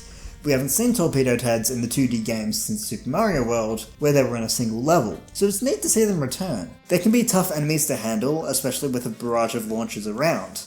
But this level isn't too bad, until we get to the boss, which also isn't too bad. Instead of the arena filling up with water, like in the past few games, we get water spouts in this stage, shooting up in random formations. It's a neat change because it makes things a tiny bit more difficult without being tedious. So now that we're done here, where does World 3 fit in our fancy tier list? Well, I say it goes in B tier. The underwater stages were meh, but the others really brought some fun stuff to the table. Now, let's imagine an alternate universe where we were cold. World 4, Frosted Glacier. Now, I do think that on the world map, this world looks the most plain. It's very standard for a snow world vibes-wise. But when we go into the first level, we get something new. These rotating star platforms, because that's right, this entire world is set at the mystical time of day called night. Having these platforms that rotate while already being a little tricky to traverse on is a fun combo. We also get munches down below at points, meaning that it's not always a case of death is imminent. We have a safety net.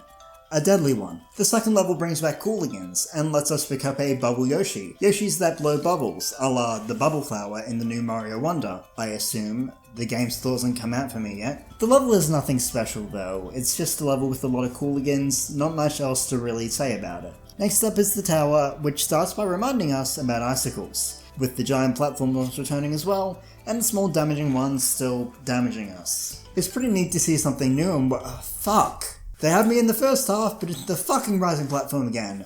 Dry bones? Daring today, aren't we? Icicles are still around here, so it's not a complete switch, but once again, no spike balls. It's a little better than the 3DS one, but still, a downgrade from the first two ice towers. Boom, but icy.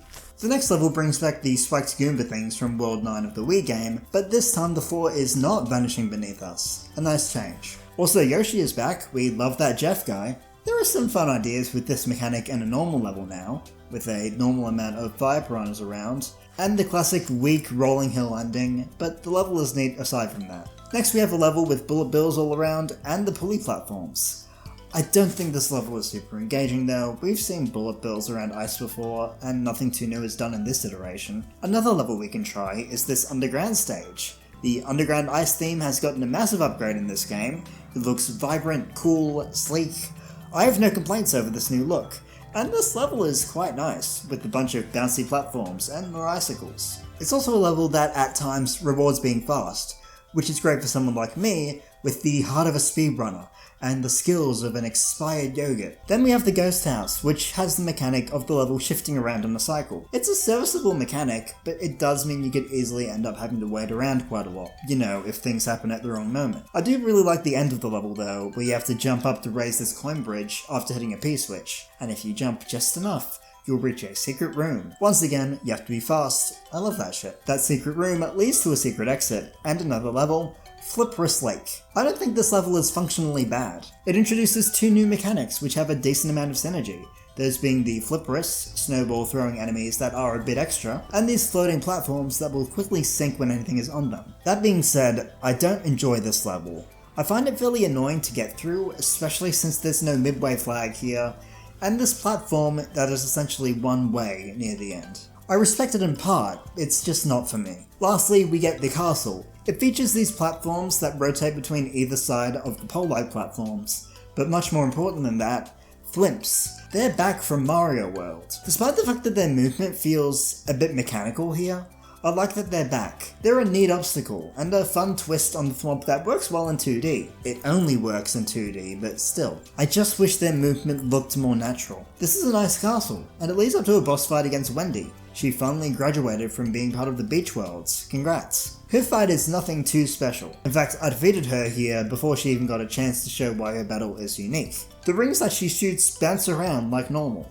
but they will knock down the icicles from the ceiling when they make contact, meaning that if you can't aim, you'll have to avoid them. That takes us to the end of the snow world. Woo! But now it's everyone's favourite time, ranking time. So, this world had some new things, and recontextualized some older things, but I don't love it. I feel like there was a lot more that could have been done with these levels, so I'm giving it a decently respectable C ranking. Next up, what happens when you beat World 3 or World 4?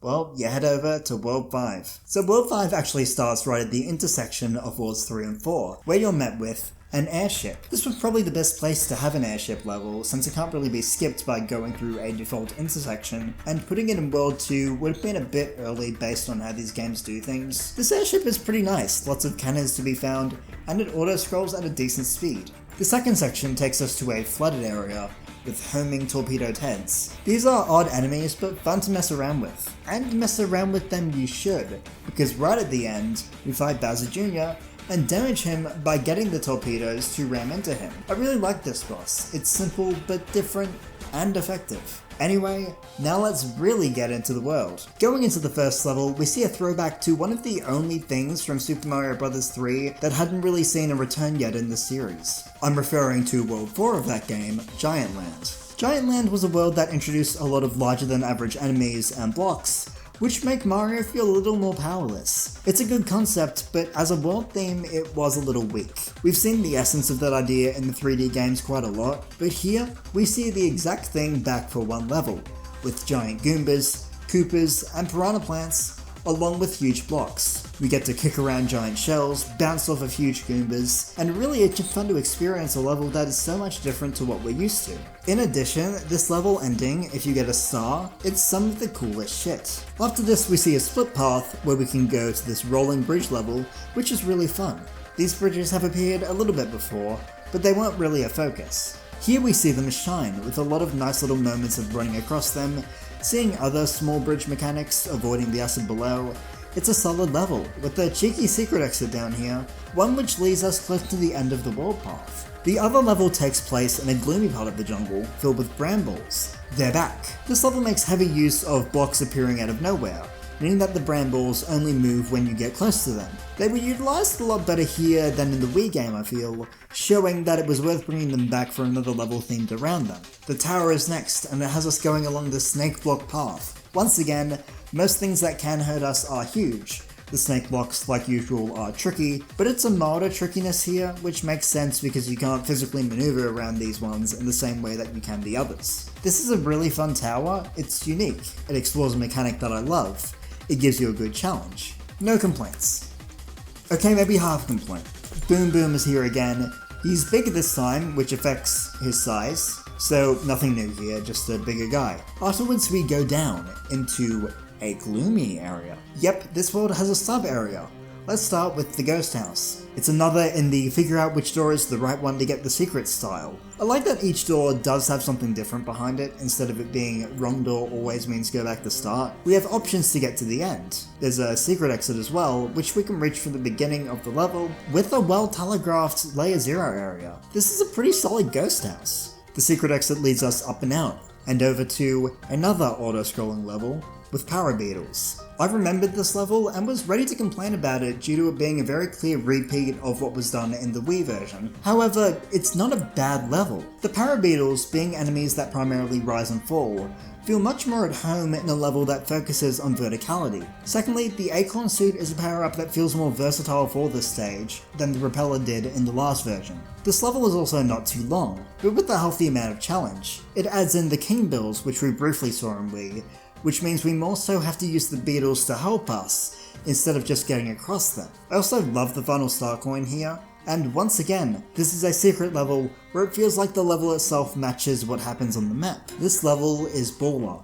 They brought back mechanics and did them so much better here. Back to the sub area though, and guess what? I have more praise here, because this split right here is great. There are 2 levels, and they're both excellent. The left level is themed so uniquely. Like, look at how pretty this area is. They didn't have to go so hard here, but they did, and it was wonderful. This level stands out a lot just for this, and many people wish that the games would do this more often, experimenting with style to make for a more memorable experience. The right level is a spooky water level, with ghosts and darkness. Sort of like 8-4 in the Wii game, we get jellyfish, and a nice vertical section at the end, with some tricky swimming. But the main thing is that both of these levels have secret exits, ones that aren't too hard to find, and you need to get these secret exits to progress. Like the Forest of Illusion and DS World 7, you will get looped back around with the normal exits. Bringing this idea back again, I love. Bringing it back at this point, where it's a perfect Forest of Illusion reference because you're stuck in the middle of the stark gloomy forest, that's perfect. The last 2 normal levels split again, with one side having these wacky rotating bridges, which are a healthy source of difficulty, featuring some pretty tough star coins, and the other side bringing back huge wigglers, and once again doing so much better with them than they were done in the Wii game. Instead of primarily using them as an obstruction, here they're only really used as a platform for the player, which they work so much better at. They're bouncy as hell for one, and their physics didn't really quite work as a thing to avoid before. Both great levels leading up to the end of the world. It's the biggest build in the series, so let's see how it ends. Here we get the lava wave mechanic returning, and it feels quite fitting for a castle as opposed to a normal level. It was turned down a little though, by which I'm referring to the amount of platforms. It's not hard to manage all of this, with only one point where you'll probably need to risk getting close to the lava. Anyway, time for the boss. It's Iggy, and he doesn't disappoint this time. He immediately goes through a pipe and reappears on the fucking ceiling, before firing magic down which will spawn magmargs. So you're forced to deal with him a bit, and he can be pretty wily. I love this fight, but now it's over. The world is over. I had so much to say here, basically all of it positive, so I don't think it's a surprise that I feel like this world needs, no, deserves, an S+ ranking. Holy shit, it is so good. Moving on, we have World 6, Rock Candy Mines. Back to the mountainous world theme, and it looks a bit grayer than usual. Like, the background has these spires, which I assume are meant to be the rock candy, but everything else is quite bland compared to previous rock themes. The first stage here brings us Fuzzies, Yoshis, and the new Ice Piranhas. It's a fitting level, we've climbed up quite high, and these mechanics work well enough together. We also have this cool star coin near the end which utilizes the new piranhas. We'll never see them again.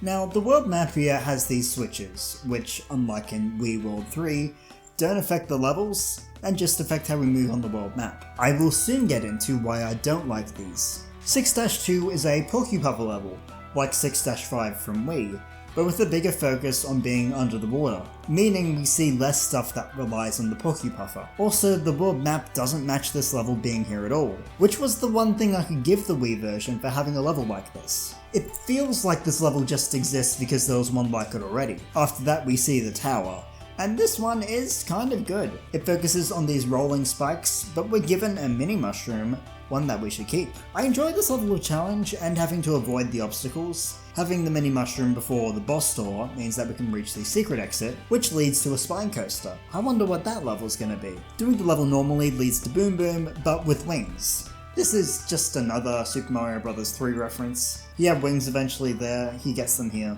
Waddle Wings Nest is a nice level, one with a lot of climbing, chain chomps, and some interesting vertical based level design. The layer 0 used here is well telegraphed too.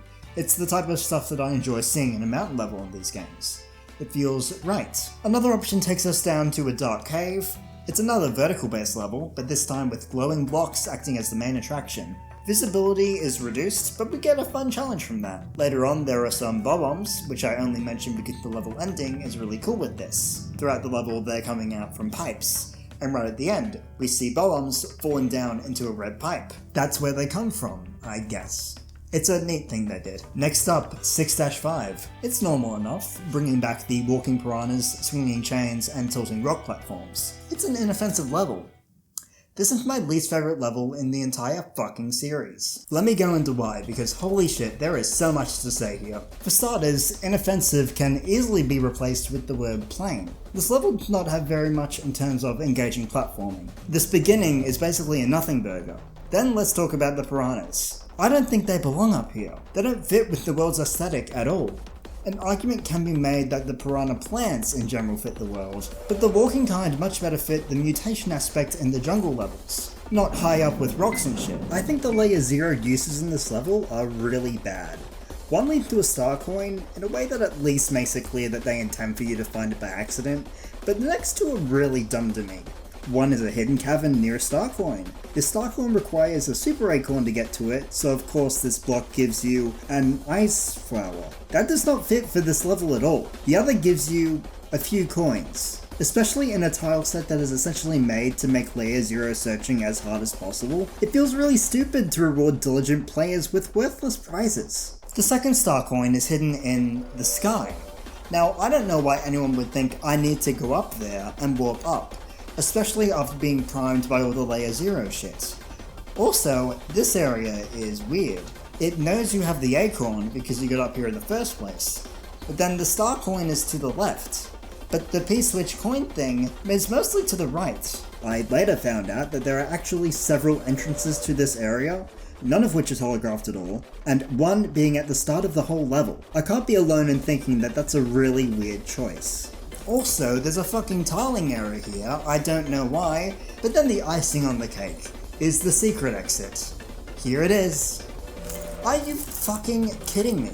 This is not telegraphed. There's no hints that there will be an area here, no reason to turn back. This is stupid. Especially when all the other layer 0 points in this level are somewhat telegraphed, even if not well. This level is a huge factor in why I complain about layer 0 at all. It's the pinnacle of frustrating usage of it. It sucks. Rant aside, there's still world here. The spine coaster is not as fun as in the Wii version. It's a lot more plain, less fun drop-offs, and the most notable part of it is the star coin at the end involving the use of a star. No matter which way you go, you end up at the second tower, which uses those screw platforms from the first game and reintroduces Sumo Bros from Super Mario World. They're a fun enemy to bring back, and we get these Mario Bros style platforms to defeat them. This ends with a fight with not Boom Boom. We get something a little different this time, with a big Sumo Bro. You fight it like the regular ones, 3 jumps and all, but yeah, I like that this is different, but why didn't they do stuff like this more often? After that, we get a cool cave level with these shifting floor platforms, requiring some interesting platforming. It's a nice standard level. After that, the castle, which focuses on blocks, like the World 4 Tower in Wii, but not as impactful. Again, these returning mechanics aren't shining here. You have these very short segments of fear, but the rest is a bit benign. At the end, it seems like we missed a star coin, but there's more level over to the right. I'm gonna stop myself from going full rant again, but I hate this too. You're required to do this castle twice to get all the star coins. One from the front entrance, one from the back entrance. Only accessible using these world map switches. Realistically, this isn't the only purpose of those switches. They made that tedious mechanic to force you to do the boss fight twice. And listen, I liked how there was a secret entrance to Wii World 7's castle, but that was because it went straight to the boss, skipping the collectibles as a reward for a challenge. But that doesn't apply here, because you're required to go for the challenge to get a collectible. Sure, this level is shorter from the back, but the challenge to get here is mild, and the reward is a requirement to get 100%. So you need to do this. You didn't need to do the one they gave you on Wii. Anyway, the Roy fight has bullet bills. It's okay. This world has just exhausted me, like I can't do with the repetitive fights again. Ranking? Oh, fuck me. Okay, right. To the surprise of no one, it's D tier. This world does a lot of things wrong in my eyes. Though I saw a few diamonds in the rough, they only shined it so bright. These last 2 worlds won't take as long as those last 2, luckily. World 7 is the Sky World as per usual. Appearance-wise, it's about what we'd expect. Fluffy clouds all around, some hills in the background. The first level, though, is not quite standard. We're expected to spend the majority of this level on a moving cloud, following it along and dealing with the multitude of blocks and enemies that this level puts on our path to block us. It's a neat level. I tend to enjoy it when the game messes with the player like this, and this is no exception. Also, it's a nice thematic way to have an auto-scrollish mechanic. The second level brings us mushrooms and the final appearance of Green Jeff. The main mechanic here are these seesaw mushrooms, with a healthy dose of fuzzies and lakitus near the end. We also see those extendo mushrooms one last time, still a feature that I tend to enjoy. It's standard, but good standard. And damn, I'm gonna miss Green Jeff. We can also access the level with bullet bills, and these platforms that go a certain way when we're standing on them, but return to their original position when we're off. These aren't brand new, similar ones appeared in the Wii version, but I like that they got fleshed out a bit more here. The final star coin is also just a great showing of what platforms like this can do. I love it when things are utilised like this in more challenging ways. Next we have the tower, this time with a focus on these rectangular boxes going around and around and around. The main enemy to be found here are Fire Bros, which are good for a challenge, but damn they do pack a punch. It actually took me a few tries to get everything here, but I appreciate it. After a few discombobulating sections, we get to the boss. Not Boom Boom, yep, Kamek is back. This time the platforms are stationary and homemade. Also, he fights back a little more, turning the lower ground to donut blocks. I think this fight is a little bit easier than the Wii one, all things considered, but this one still has the fun essence to it. Next, the Ghost House, which is fairly benign in terms of secret things. In fact, it felt more reminiscent of a Super Mario World Ghost House. Everything being laid out quite clearly, with you just having to find a way to the next point. Layer 0 is used here, but for a reason I don't mind. It's mostly for the sake of making this main room look consistent, while behind the walls it changes up quite a lot. The secret exit here isn't too hard to find, but it's not so bad because it just gives you ahead to the castle, not a huge difference. After that we get this funky rainbow split path, which is an example of a ghost leg or a mitakuji, you know, one of those things. You've probably seen them before. I only mention that because I find them pretty cool. One of these levels will bring you to a bouncy cloud stage, very upbeat and fun. And look at those cute clouds.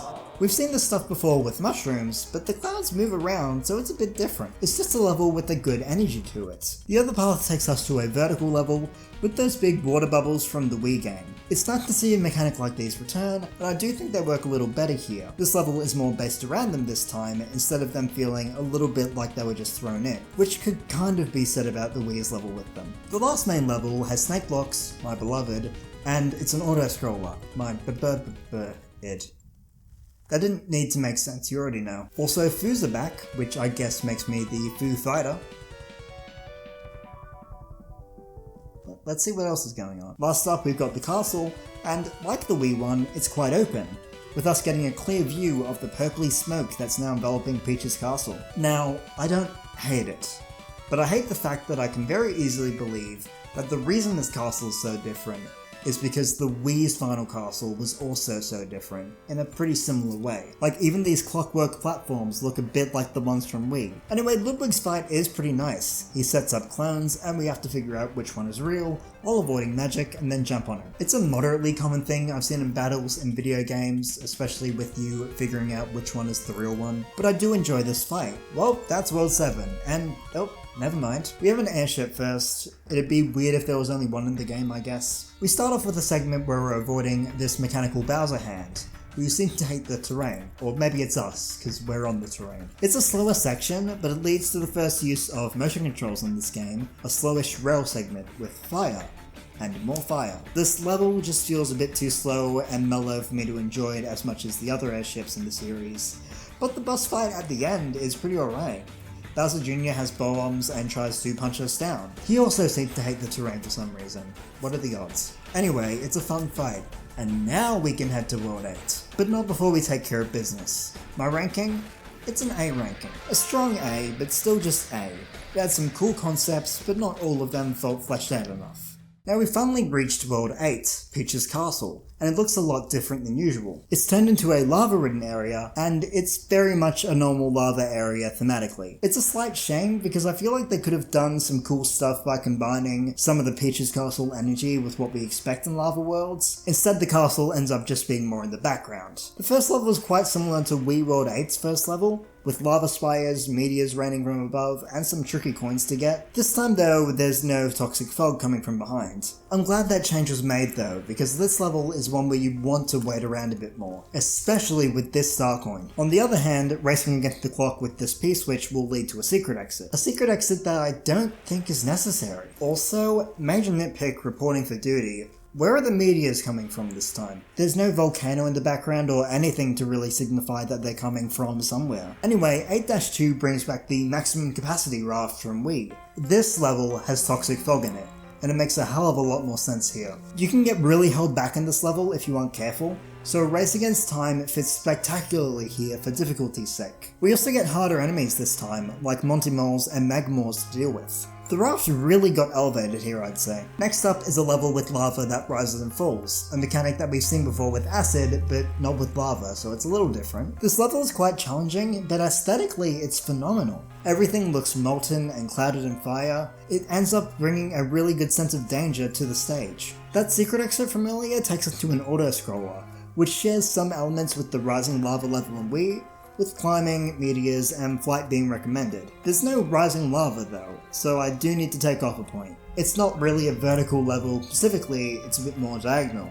So I get why they didn't have rising lava, it just, still. Through no fault of its own, it just kind of feels like something is missing. Those are all of the standard levels because after either path, we head into the castle, for the actual rising lava level. This one takes place on a rising platform, one with maximum capacity and tilt controls. Coins rain down from above, Goombas and bombs will get in the way, there's electricity, and star coins are here too. This level has relatively tight timing as well, so getting everything will be a challenge. But ooh boy, this level is so cool with all of that together. It even has that level reflect the world map quality I've praised, because after this hellish climb, we go up to the top floor of the castle for the final trial. Inside Peach's castle, Bowser Jr. really wants to take us down this time, slamming into the ground where we stand, messing with the level geometry, damaging you if he makes contact. It's a quick challenge before we reach the boss door, and we know how this goes, so let me fake some emotions for fun.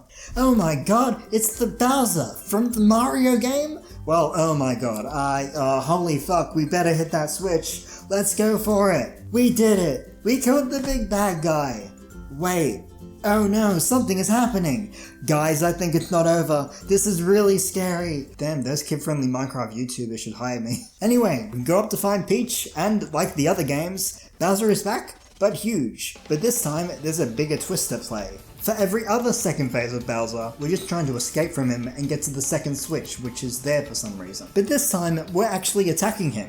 When Bowser Jr. slams down, we can steal his clown car and use it to attack Bowser. Bowser will do a massive version of that shell thing, then we have to do that 2 more times. 3 is the Mario number, remember? Anyway, for the first time, we defeat Bowser head on, which makes more sense. Why would you always install a switch that kills you? Anyway, main story over, we won that game, which means it's time to rank this world. This world was short, but has a bit of quality to it. A couple of new ideas, some past ideas done better. I have to give it A tier. It doesn't quite reach the heights of Wii's World 8, but it's pretty good. So that's it, right? No? Like the last couple of games for beating Bowser, we get to go to a final bonus world, and like in the Wii title, every level here is unlocked by getting all the star coins in each world. I'll be going through level by level because there's more of a path here than there was in Wii. One thing that won't take long to notice here is something that I really like. This time, each level is actually themed after the world that unlocks it. 9-1 is themed around World 1, for instance. But also the levels themselves, they're so much better than previous bonus worlds. Most of them feel like gimmick levels that have been elevated to a higher level. A great example of this is 9-1, which is of course based on Acorn Plains. But it's a spine coaster level. For starters, it's a lot more fun than the one in World 6, it's more fast paced, and you have to avoid fuzzies on the track, which is pretty new for this mechanic. It's a short level, but it's so cool, and really shows just how much these levels are going to stand out. 9-2 follows this trend, but with a level that feels like it could have come straight from a ROM hack. In a good way. The level revolves around P-switches, and only P-switches. The entire stage is full of coins, which are your only source of ground here, so you just have to run, and run, get to the next switch, and keep going. It's a high stress level that I adore, and the star coins really put your timing and skills to the test. 9-3 takes us back underwater to a level focused on the giant bitch fish. Did you know that it can destroy enemies that it runs into? Probably not, but this level is based around that simple fact. Evade the fish, but use it to get ahead. Don't worry if you kill it, it will come back. This is a pretty nice one, short but a fun concept. 9-4 takes us back to the underground ice area and brings back these swinging hammers which we saw like once in the Wii game. They work well here though, and you already know my speech about ice physics and movement by heart by this point. It's not really a standout, but it's a quality level. 9-5 takes us back to the painted swampland, now with these huge rotating structures, and this tough star coin near the end. I do think that this level was mostly just an excuse to bring back the coolest tile set, but I'm not going to complain too much. Especially since the rotating boo circles fit in with the mechanic quite well, and if there was any area to combine them, this one does make the most sense. 9-6 brings huge fire bars to the mountainside, a bit of an upgrade from that one level in the DS version. There's some pretty tough platforming here, especially since the bars move quite fast. This level stands out to me mostly just for the spectacle of these giant obstacles that pose a real threat. This is a pretty fun level, especially considering that the original world did not wow me. 9-7 is a Lakitu heavy level with the return of those weird blocks. This is probably my least favourite level of this world, just because I don't think the Lakitu spam is that enjoyable to manage, especially near the end where you need to get a cloud for a star coin, but you can't even really reach them. This is where I feel the need to mention the other cool part of this world.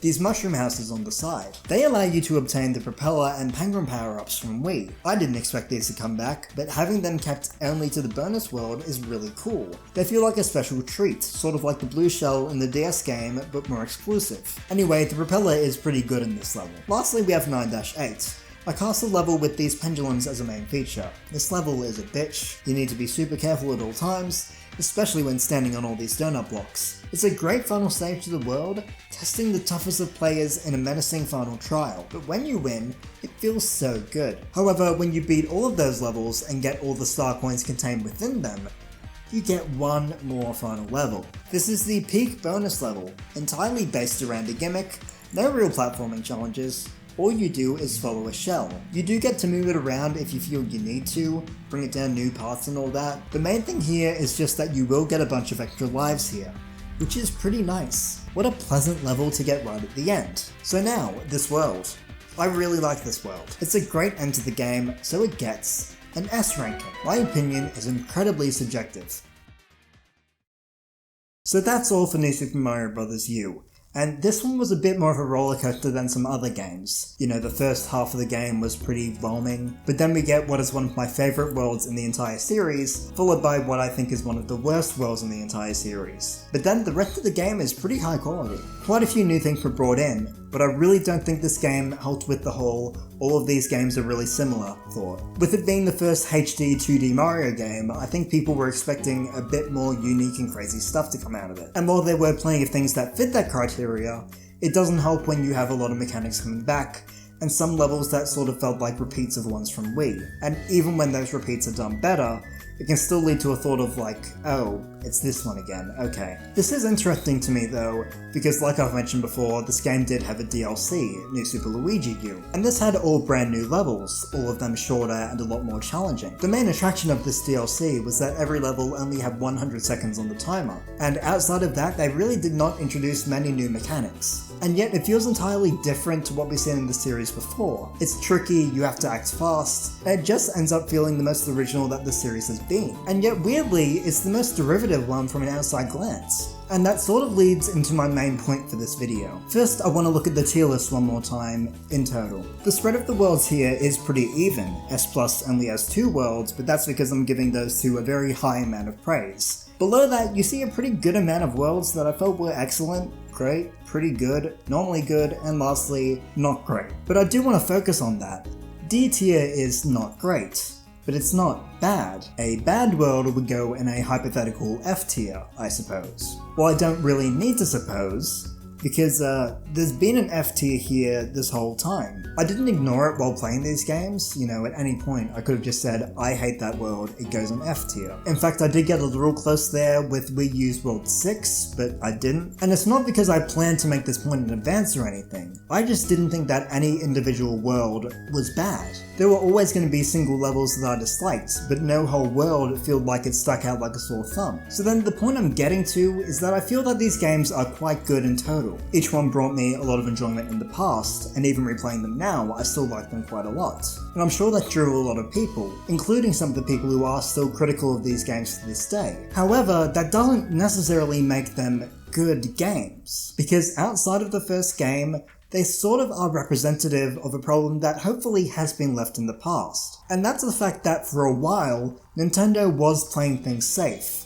especially with Mario. I don't think anything I'm going to say here is super revolutionary, but in the late noughties and early to mid 2010s, Nintendo did not really stand out too much. They had the Wii and the DS, but after some smash hits like New Super Mario Bros. And Super Mario Galaxy for instance, we didn't see a lot of cool and crazy stuff. Like obviously there's the new series, which to be honest probably should have stopped at Wii. There was Super Mario Galaxy 2, and while I do find that game more fun than the original, I still do see that it represents this as well, because it's really the only big Mario game that's gotten a sequel like this, on the same console with the same engine and everything. There was Super Mario 3D Land and World, both of which were made up of 3D levels that felt like 2D Mario levels for the most part. Something that is kinda cool, but I can't say that it felt like these matched the energy of the more notable 3D Marios. And when you look at it that way, there wasn't really a big 3D Mario on the Wii U at all. Even the spin-offs weren't doing the best at this point. This was the era of Mario Party 9 and 10, both games which were based around a mechanic that was not loved. The sports games were meh, and Paper Mario,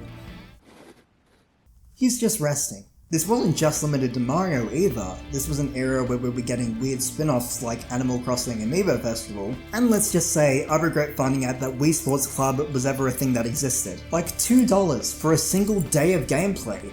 It's just Wii Sports again. But yeah, I feel like a big part of why these games were viewed so harshly in retrospect was just because they were a huge symptom of this problem. That things had been getting stale for Nintendo to the point where even Mario, the big kahuna of the franchises, was seeing repetition as opposed to innovation. But it feels like that now this is mostly in the past. With the Switch, we very quickly saw that Nintendo went back to being grand, with Breath of the Wild being breathtaking of the wild-taking. Also some games from the Wii U era being remade, with genuine improvements and cool new ideas. Super Mario Odyssey was incredibly inventive, and now, 6 years into the console's life cycle, we're getting Super Mario Bros. Wonder, a game that was wow from the moment it got revealed, and has been getting more and more wow as more has been revealed about it. Now for past me, the game is not out yet, but for future me, editing this video, insert opinion here.